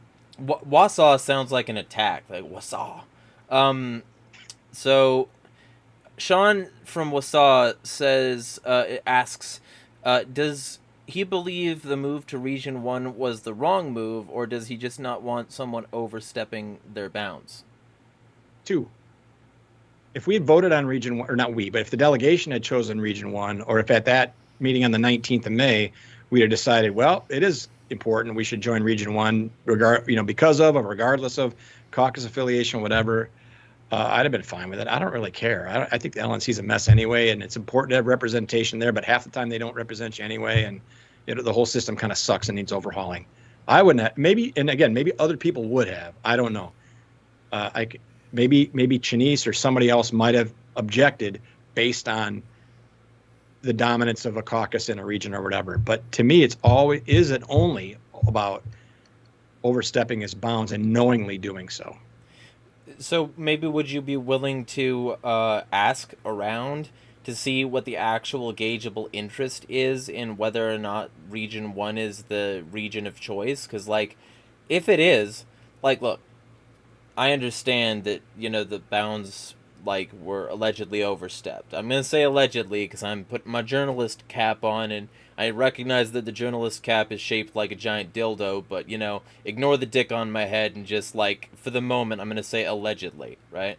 And I'm going to say, like, let's say allegedly it was, you know, an invalid decision to make, right? He didn't have the authority. If it can still be said that the constituency would like to be in that region or sees it as a valid choice, because, like, if I understand correctly, something else was falling apart and shit like that, then would it be understandable for a censure to be the only thing, and maybe even just the stripping that's already happened? Because, like, if that is the case, then even though he acted, quote, without authority, clearly he would have acted within representation. Well, remember the timeline here. Yeah. He had no way of knowing when he signed that on May 11th, if that's the right date that Bryce said. I'm not contending the date. I just remember if that's the one he said. There's no way of knowing what the preference of the membership was. Right. And because we don't have a mechanism, a general mechanism between conventions to have that, except for the fact that our executive committee includes a representative and an alternate from each of the 8 congressional districts, which covers, that's their job, is to represent the members of the state party that live within those boundaries. That would be, you know, that mechanism. And I'm not saying it works well or it works consistently, but that's the mechanism built into the state party whereby, you know, a CD rep could take the temperature of the members in their district if they chose to, or they would suffer the consequences if they went rogue. And Right. that does happen occasionally, but not usually until convention. But again, the point is not whether it's expedient. Right. Like, okay, we're in Region 1, so all's well that ends well. That's not a way an organization can run, all's well that ends well, because that just justifies all kinds of, that justifies or sets a precedent for officers who are elected specifically to carry out the bylaws and the will of the membership at convention to do whatever they want, as long as they can pull it back together before they get in trouble. And Yeah. that's not coherent. That's not the way it's set up. About you, Bryce, what you got? I mean, I am perfectly fine with us being in Region 1, and actually I've consistently maintained that no matter what region Steven signed us into, whether it be 6, 1, 2, 3, 5, whatever, that I feel he does have the authority. If he doesn't, though, I do got to ask Phil, because you've been a veteran XCOM member, is there a reason that this was never, like, added to any of the agendas for the 3 months worth of XCOM meetings that we could have had? You mean why it wasn't added to agendas before this convention? Is that Right. what you're asking? Okay. It wasn't even added, like you acknowledged earlier, it wasn't even added to the May 19th one. He just announced it. Yeah, I can't speak to that. And I know you called me and Shanice out for lacking leadership and specifically myself and Shanice for lacking the leadership to make sure that was on the agenda. But based on our custom and our previous convention cycles, it would have been anyway. And if you're going to call out myself and Shanice, you have to look at yourself too, and all the rest of the members on the executive committee for not making sure it was on the agenda too. So certainly just an omission, and it should have been on there. As a matter of fact, I don't know this for sure, but maybe one of the reasons it wasn't on there is because Stephen had already decided, even though we didn't know that yet. And usually the agenda are generated by the previous minutes, any ongoing business, committee reports, anything that's specifically introduced to be on the agenda by the chair or anyone else. So I know why the chair didn't put it on there, because he's already signed that agreement. As far as why anybody else didn't put it on there, maybe we're just not great at being members of the executive committee. I don't know. I can't speak to that, but that applies evenly to everybody else on the committee, and not just, as you called out, myself and Shanice on that. Sure, I don't disagree with that. Every single one of us should be held accountable then for our failure to add to the agenda discussion of regional agreement. It's not just Stephen, not just you, not just me, not just Shanice. Well, we know why the whole Stephen, board. but we know why Stephen didn't, and this isn't relative to the accusation, or relevant to the. He and maybe Tim Krenz or Michael Connor knew that he'd signed it already, so there was no reason for Stephen to put it on there, because it was a done deal in his mind. So, but the rest of us, the other however many people that leaves, I'm sure it would have come up. I mean, whatever, you can believe me or not, but it always has come up. And especially because some of the people that were on that executive committee meeting, many, I'd say, were delegates to the national convention. So it was going to have to come up. Shanice probably would have brought it up, but even if not him, somebody would have, because it's historically been that way. And it would have been on people's minds as they were getting ready to travel. I mean, that's fair, but that kind of goes back to the point I've already made. I don't think last second discussions about this stuff is a very good business practice. And that's on me too for not bringing it up during the March XCOM meeting, the April XCOM meeting, or even discussing having it added to the May XCOM meeting. But I don't think that last second stuff and scrambling for region is a very healthy business practice for any political party, period. I don't disagree. But it means that I might be able to sneak my guys in. Well, we elect delegates at convention. So that's months ahead of time. We know who the delegation is going to be. So that matter is decided well ahead of time. But whether giving any direction always waits to the last minute. I'm not saying that's a good thing. I agree with Bryce. Organizationally, that should always fall on the agenda at least a couple of XCOMs before, so that the chair can then report on any contact he's made, or the regional rep can report to us as to the state of the current region that we belong to, whether it's continuing or whatever. And that should be part of our protocol. So in this case, Mark T. whatever how you pronounce his name, Tunawix, whatever, we should have been called upon to attend our XCOM a month or two before, and to say this is what's going on, and allowed to give his side of it. And anyone else who had an opinion on it, give their side of it, and then we would follow that along as an XCOM on Slack and through executive committee meetings and through delegation meetings leading up to the convention, so that there's at least a general opinion of the membership in the executive committee, if not an agreement signed. And I don't oppose the idea of signing an agreement early if it's agreed to by the XCOM. If there's a necessity for it, I don't care. It doesn't matter. As I said, the representation itself seems goofy and not terribly useful. But the way this played out was clearly, in my mind, and most of the XCOMs, was deceitful. So we've got sort of an exchange, and I'd like to get a beat on this from either of you who wants to comment, or neither of you if neither of you do. But Kent Lanathiu is in chat talking with Sean. Kay says, LPWI, if need be, could use funds to hire third party to arbitrate, someone familiar with bylaw interpretation and state party duties and the like. Sean says even the Mises folks should be amenable to that. There's a lot of registered arbiters in Wisco, since so many employers force employees to sign arbitration agreements. Kay says issue is whether there's a variety with expertise necessarily, since those kinds of arbitrators are specialized to those professions, if I understand correctly. Sean says yes, correct, but it's basically just contract law, which should be easy enough.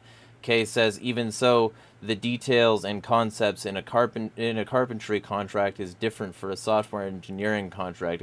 Understanding specific type is necessary for proper informed decision. Basically, would it be possible to maybe set up that kind of third party arbitration, or would that fall outside of the like bylaws that party affiliates have?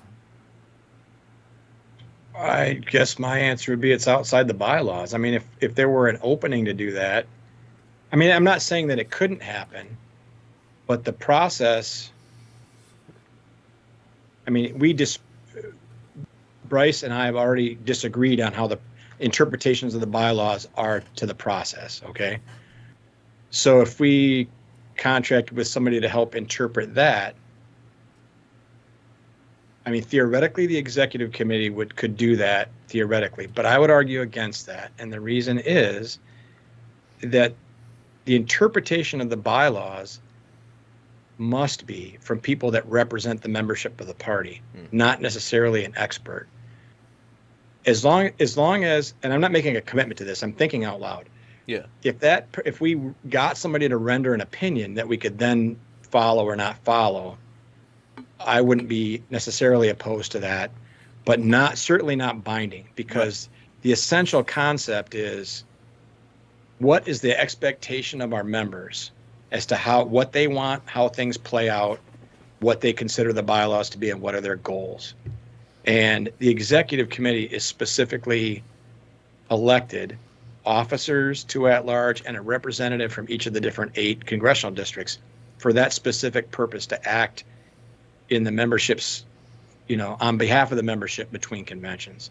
So even if there was an arbiter who said, well, the way I'm reading this, and historically and compared to other organizations and compared to other state organizations or whatever, that's all well and good. But if the executive committee feels like that doesn't apply to us, this is what the intent of the membership was, and we remember when this was written, or how we've talked about it before, what the expectation of the membership is, then it wouldn't be relevant.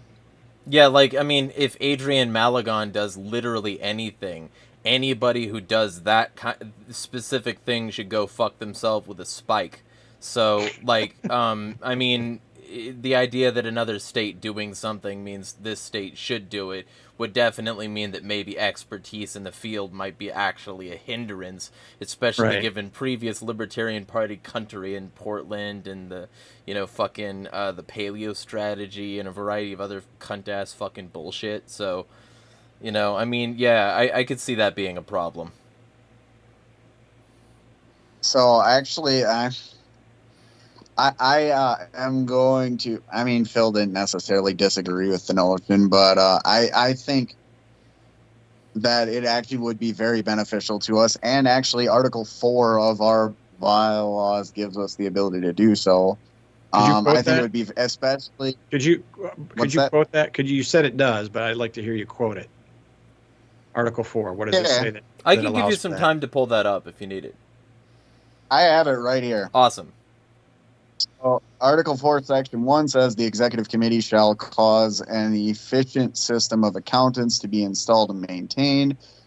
Section 2 says the Executive Committee shall have the power to designate the depository of all funds of the party and shall appoint such officers and employees as in its judgment may seem advisable to deposit and withdraw from said depository.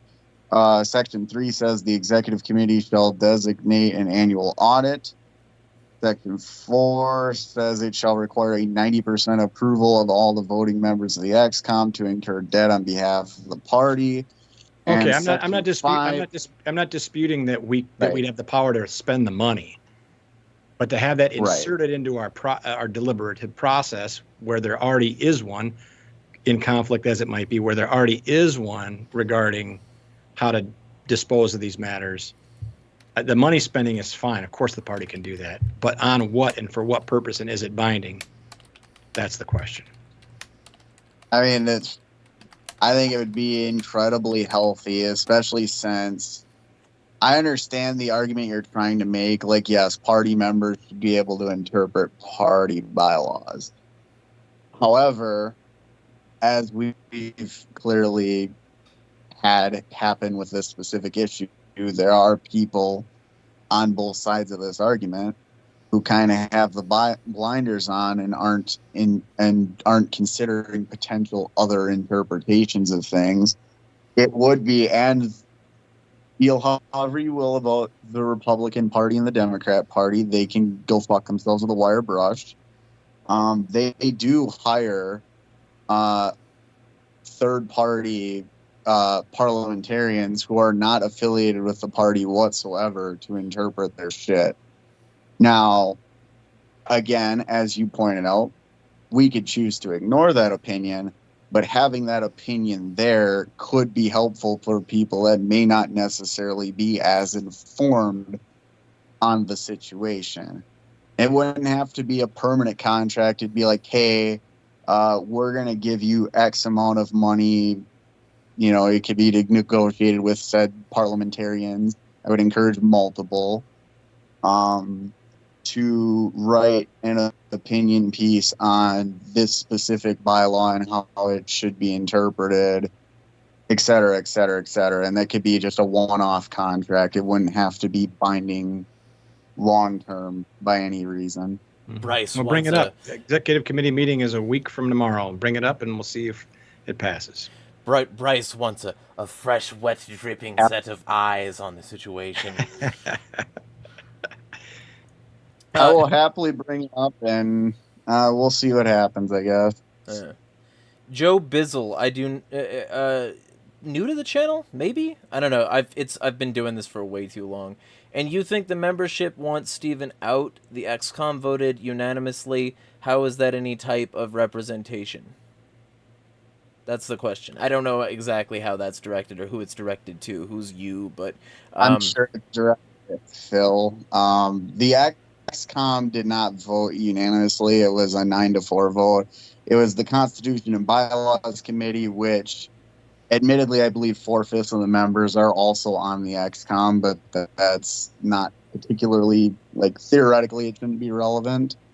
But yeah, no, it was the Constitution and Bylaws Committee that voted five votes to none to suspend Steven. Now, I would agree that doesn't necessarily extrapolate to all the membership, nor should it be considered that extrapolates to all the membership.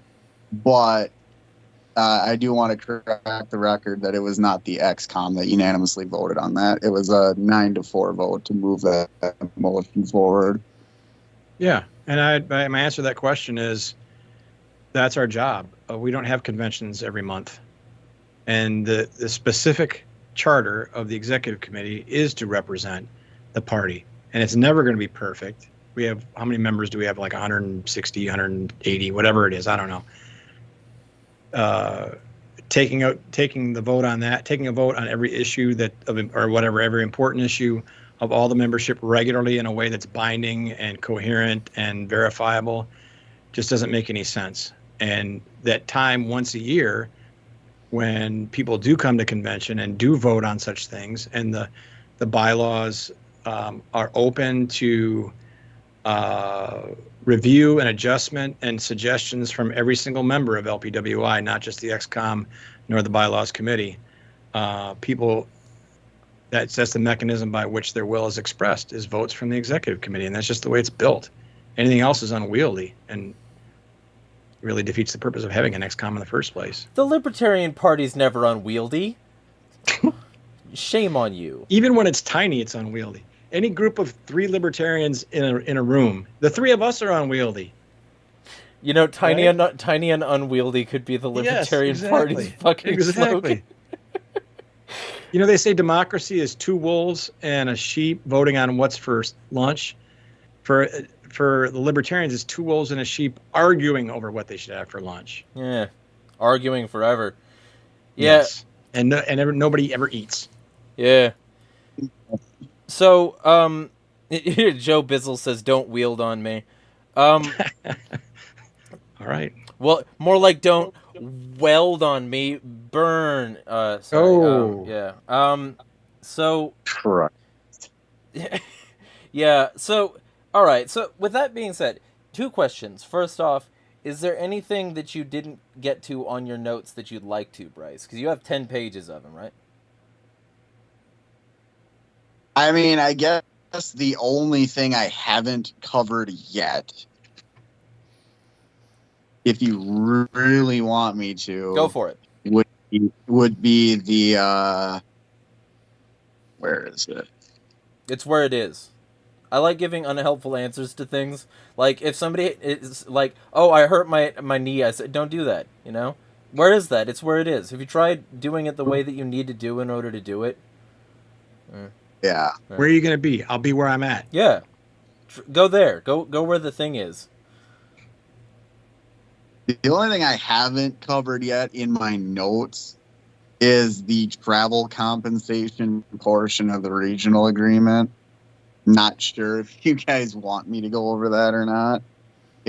I'm not disputing that. Remember, so you can, if you want to bore the shit out of people, that's fine. But I'm not disputing that in my case, right? Well, it'd be good to get it on the record, especially if you agree. Put it on the record. There is a portion of it we're disputing, though, Phil, because the thing that's disputed is whether or not that's that contract is included in the regional agreement or not. I'm not disputing that, though. We're not disputing that. You and I aren't. Here in front of Jeremy, we're not. I don't care whether it is or not. Doesn't matter to me. To my point, that's irrelevant. But feel free. I mean, I'll listen. I'll try not to interrupt. I'll listen. But I'm not disputing that. The case that I've made probably ad nauseum so far tonight. It's not relevant. Whether that's not the reason that he didn't have authority to sign that agreement. No, and I'll leave that one well enough alone then. If that's not going to be, I know that it was part of the JC hearing argument, but they could always just get a hold of the JC hearing recording if they really want to hear that argument. I guess they should. Yeah, just make for the these record, public. I was not the author of that complaint to the JC. Huh. No, you were not. I will make it I wasn't very involved clear. in it either. I don't think. What's that, Bryce? I was going to say, I'll clear the record on that. Michael Chinese was the one who authored. Actually, I said that in my notes. Okay. Yeah, I'm not saying that you accuse me of that. I just want the listeners to know. Right. The extent of my involvement has been a lot, but not that. I don't think I ever would have even wanted to complain to them because it's just acknowledging some authority I don't think they have. Personally. Right. But yeah, no, on June 8th, that was when Mr. Chinese turned that complaint in. So, and then that was obviously deliberated on the 5th of August. So, yeah. I'll leave that one alone then. That's not relevant to tonight's conversation, I guess. It's not germane. That's the word. Eh. Been looking for that word for 2 hours. Hey, that's dilatory. I don't want to hear the word germane right now. That guy. That's the word I want to hear. Dilatory is I don't have too many triggering words, maybe none, but dilatory is one of them. Yep. That guy. Yeah. That's evidence that I'm not on that side either. Yep. That guy. We could have a whole Nick episode if you wanted to, and I'd be happy to rant for an hour and a half about that guy. Bryce is smiling. Maybe we should do that. Not tonight. No. I'd be happy to. Definitely not tonight. It is almost 9:30. Not tonight. Our time. I got this build up of tit sweat. My box fan is saving my life right now. So, yeah, we're about out of time, right? Yeah. But all right. Anything else y'all need to say to clear any air? Because the point of this, my channel is designed to actually get shit figured out and build bridges. That's one of the things. I'm not trying to stab people unless they deserve it. So, when it comes down to it, I want to make sure that at the end of the day, there is at least some greater level of understanding. So, is there anything else that needs to happen for air to be clearer between the two of you? Because I have a feeling that you both are still sticking to your positions. But, is there anything that you would like to say to sort of finalize your case and make it to the audience who might be watching, who otherwise might not have heard you out? Like Bryce might not have been heard out by Phil's audience too well.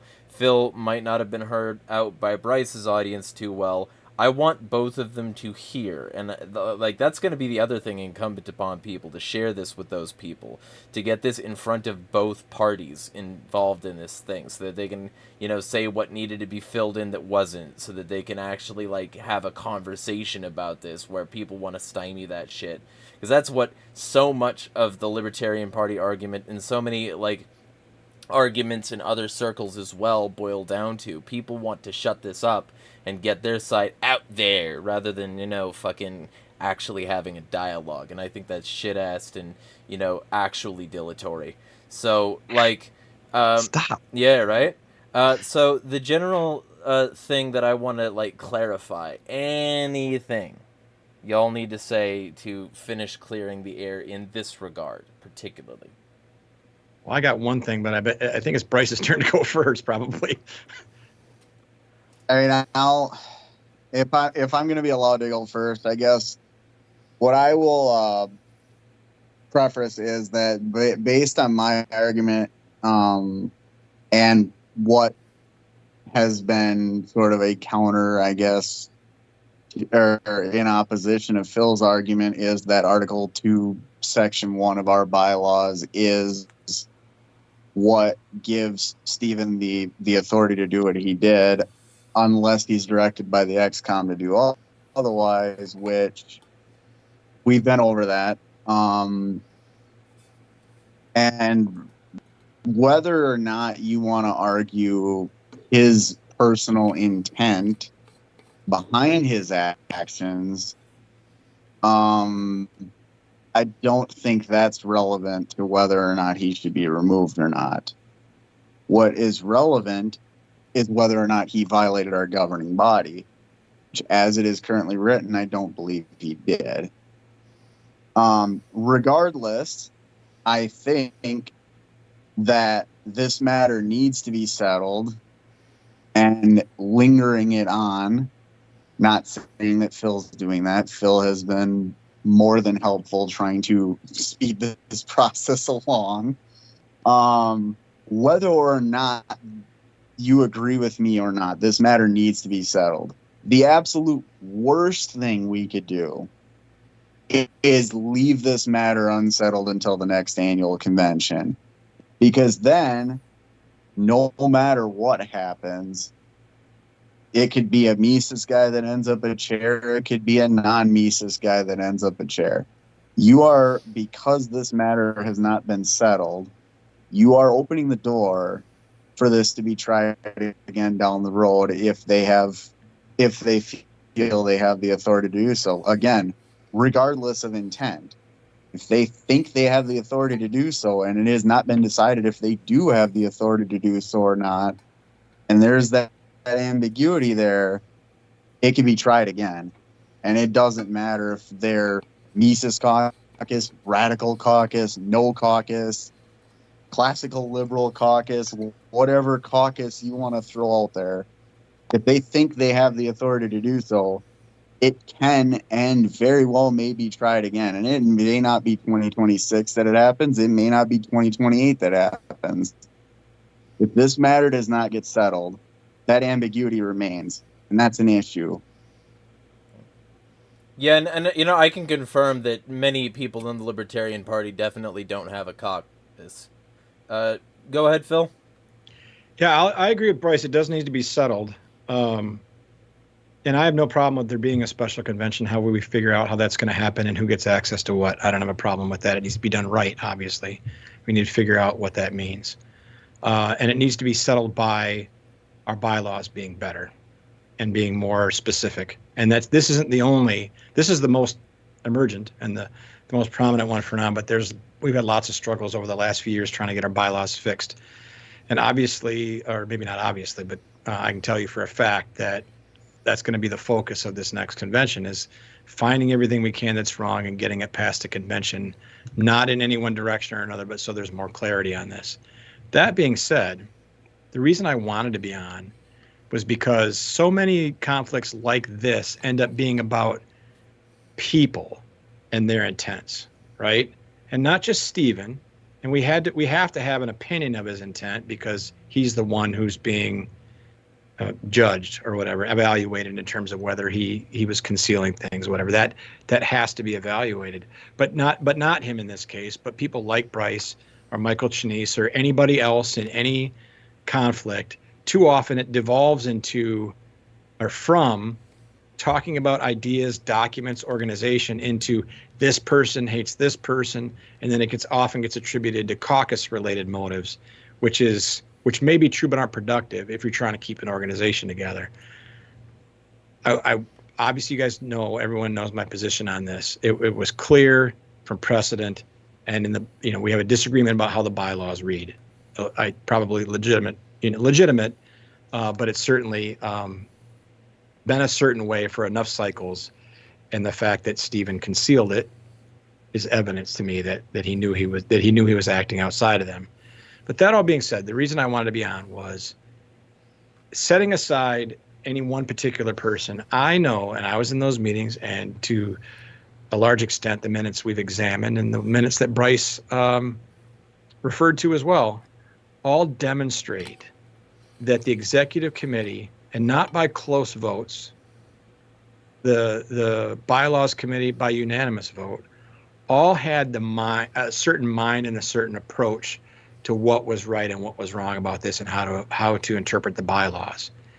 And regardless of if any individual member or outside organization has a different interpretation of them, the only people that matter between conventions is the executive committee in terms of interpreting them. Stephen isn't free to interpret them how he chooses. Bryce isn't. I'm not. Chenise isn't. Nobody is. The group of us together, by considering things and voting on them, are the ones that have to deal with situations as they come up. And this was a real short-term surprise thing that came up originally on May 19th. And I wanted to demonstrate that, generally speaking, the executive committee acted in good faith, interpreted the bylaws as they believed they were, and that it wasn't really close in terms of the discussion nor the votes as to what they believed to be the correct reading of the bylaws in all of these cases. So that's what I leave everyone with. If an organization is going to exist and make any sense at all and be worth joining, it has to have a coherence. The members have to be, they vote in the bylaws, they vote in the officers and representatives, then they push that out until the next convention. Here, go run the party as we've designed it and how we've described what you're supposed to do. Clearly, there's vagaries in that. But it's the executive committee, not an arbitrator, not the LNC, not an individual, not a caucus, who are specifically called upon to work through situations as they arise. And clearly, and Bryce and I don't agree with, or don't disagree on what the process was. And I don't think he's saying that the XCOM as a whole or a majority of the XCOM acted in bad faith in any of these matters, including the disputed meeting on May 20th. We were doing our best. We were reading the bylaws as we read them and as we feel like the memberships expected us to read them.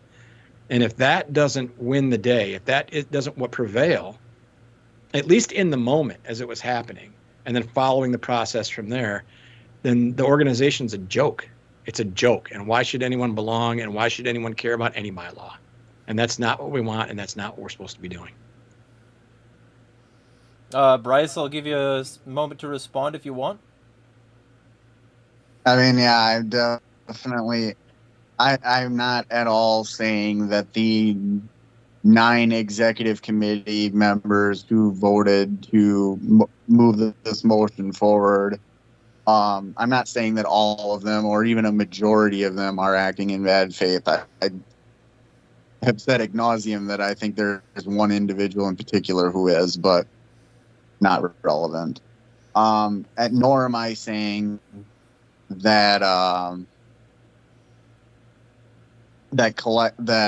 punishment should be handed out to everyone who just because there is the possibility that one individual acted in bad faith. However, I do, because there are members of the XCOM, voting members and non-voting members alike, who contend the view of the majority.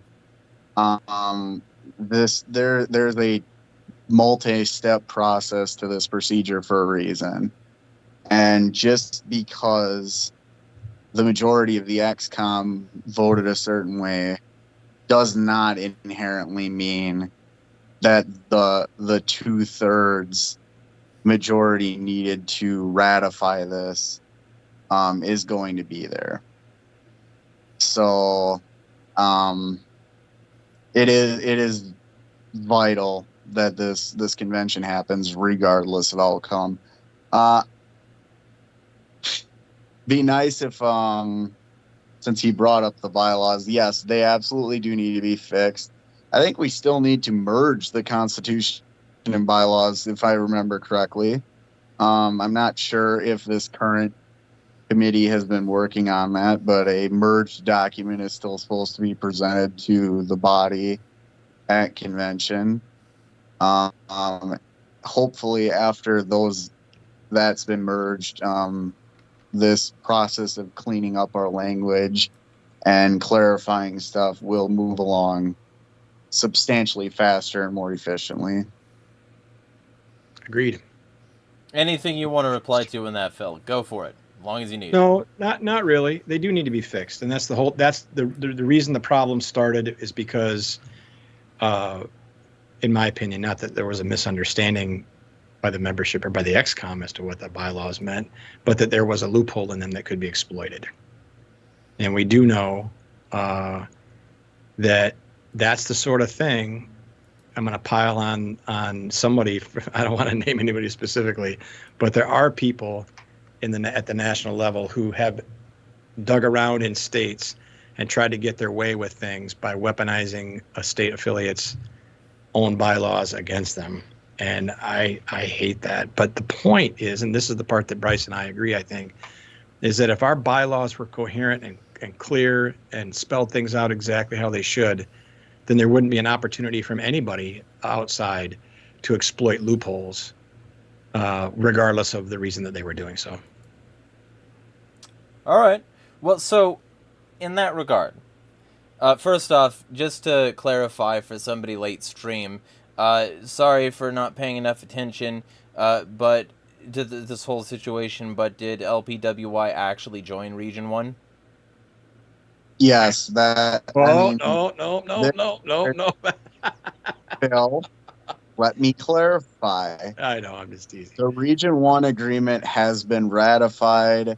There is currently an ongoing pending JC ruling that determines the validity of Wisconsin's involvement in Region 1. But at this present moment, yes, Wisconsin is in Region 1. And Otherwise, I disagree with that. We never signed a valid contract for that. So, but Bryce is right as to the particulars where things stand. But we've never been in Region 1, in my opinion, and in the opinion of the executive committee so far. It never happened. If you want to dispute that, you can. I mean, that was definitely disputed during the JC hearing, pretty much ad nauseum.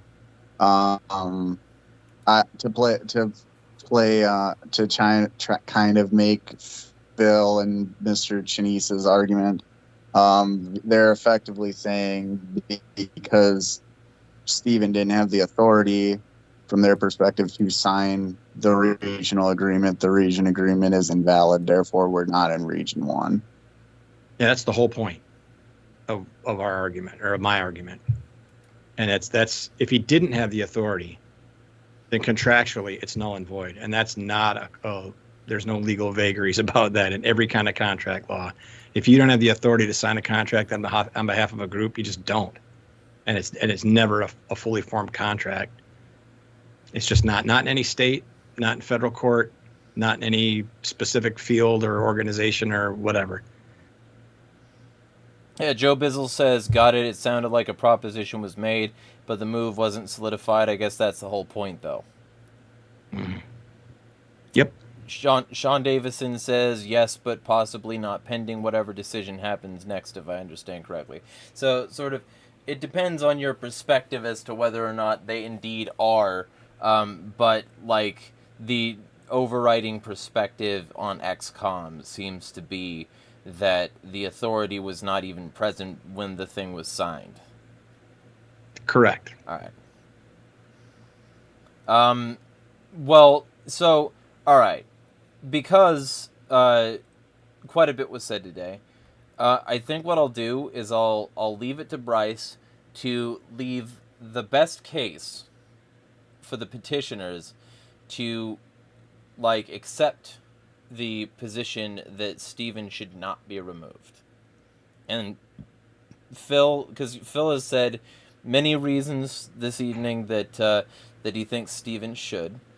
So if Bryce can make a case right now to the potential petition respondents, this is his moment.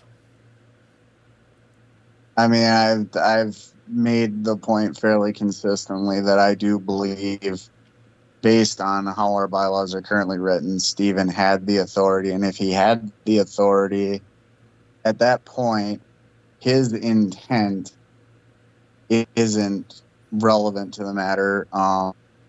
If he had the authority, he shouldn't be removed. I would argue that precedent, while it may be important, also isn't relevant to whether or not a bylaw grants somebody authority or not. It could easily be counter-argued that just because chairs in the past have allowed the XCOM to deliberate that subject or included them in the discussion matter, that doesn't mean that they didn't have the authority to act on the matter. It simply means that they chose not to act on the matter. And with that said, if my interpretation's correct and Stephen had the authority to sign the contract based on our bylaws, there is no reason to remove him. You could censure him if you want because you feel that his motives may or may not have been pure, but motive does not justify removal. There has to be a clear violation of our governing documents, in my opinion, to justify removal, and I simply don't think there was.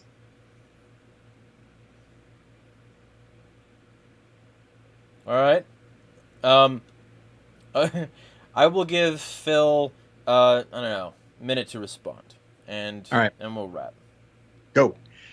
Stephen, the motive is important because it shows that Stephen knew that what he was doing was not in accordance with the bylaws, or at least in accordance with the XCOM's likely interpretation of the bylaws. We had a meeting where the XCOM, which is the only group of people in that moment that could be interpreting our bylaws, clearly interpreted him as being outside of them. That meeting was a meeting that he chaired, that he acknowledged was legitimate. The motion that passed with only one objection at that meeting, I believe, no more than one objection, was that he be instructed to tell the LNC in Region 1 that he signed that in error. And that's even whatever, setting aside motive, that he couldn't do that. And he didn't do that. He refused to do that at convention. So not only did he know, in my opinion, did he know what he was doing, but even if he is innocent in terms of motive, it was the only body that could decide what the bylaws meant applying to that situation, decided clearly, overwhelmingly, that he was outside of his authority. And then in a meeting that he chaired and he acknowledged was legitimate, moved that he should take action to follow up on what the executive committee had decided, and refused to do so. He's clearly was not interested in at least one case, but I think both cases, of contradicting the will of the executive committee, which is the body that represents the membership between conventions. And for that reason, for those reasons, he's not fit to be the chair anymore, and we shouldn't allow him to be, because he clearly is not loyal to his position and not willing to carry out what he's supposed to be carrying out as the chair of the executive committee. All right. Well, we will see how various meetings coming up shake out, and we'll see if this petition can actually start to get circulated. We'll see if better and worse cases can come up. We'll see if Steve is willing to come on for a short discussion on this channel as well. Maybe he will, maybe he won't.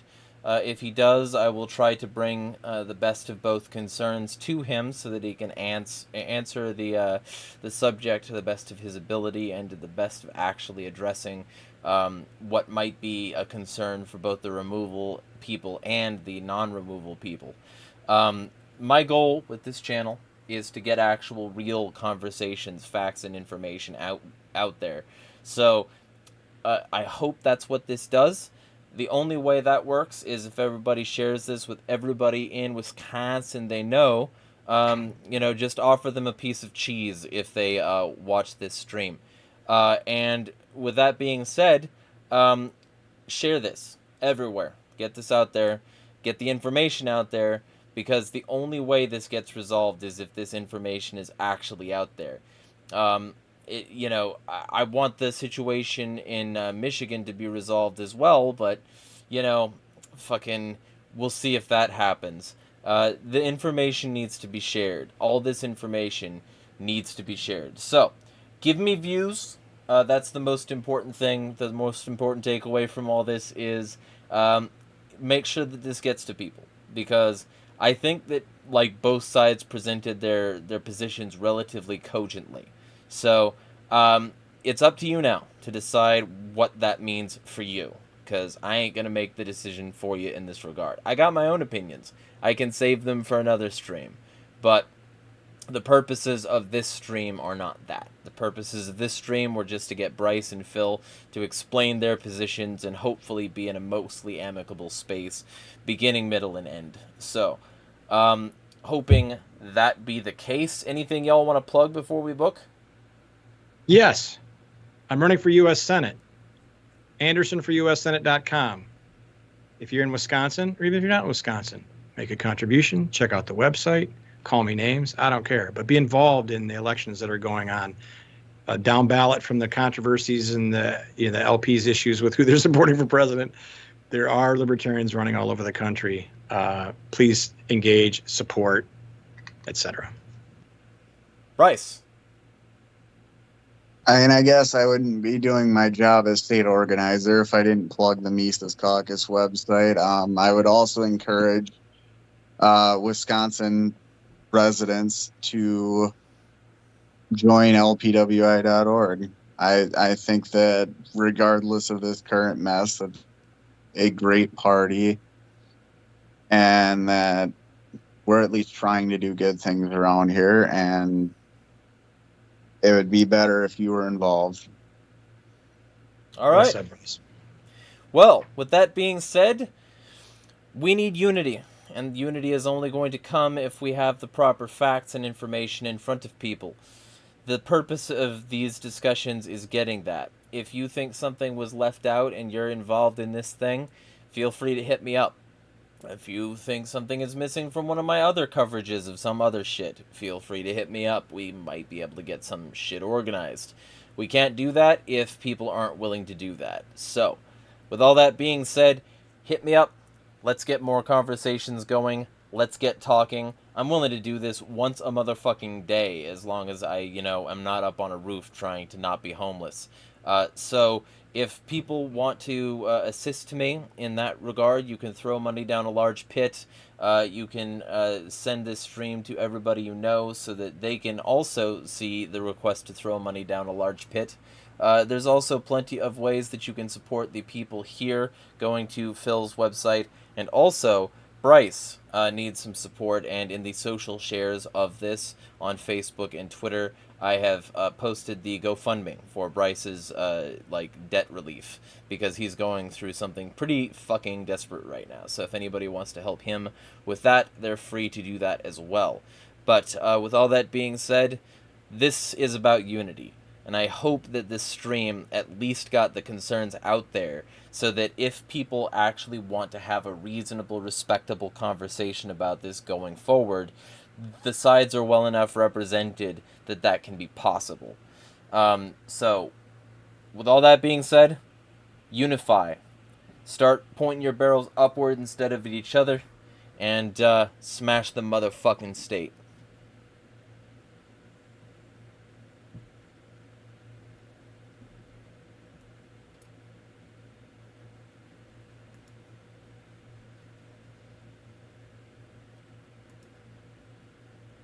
Cool. Cool.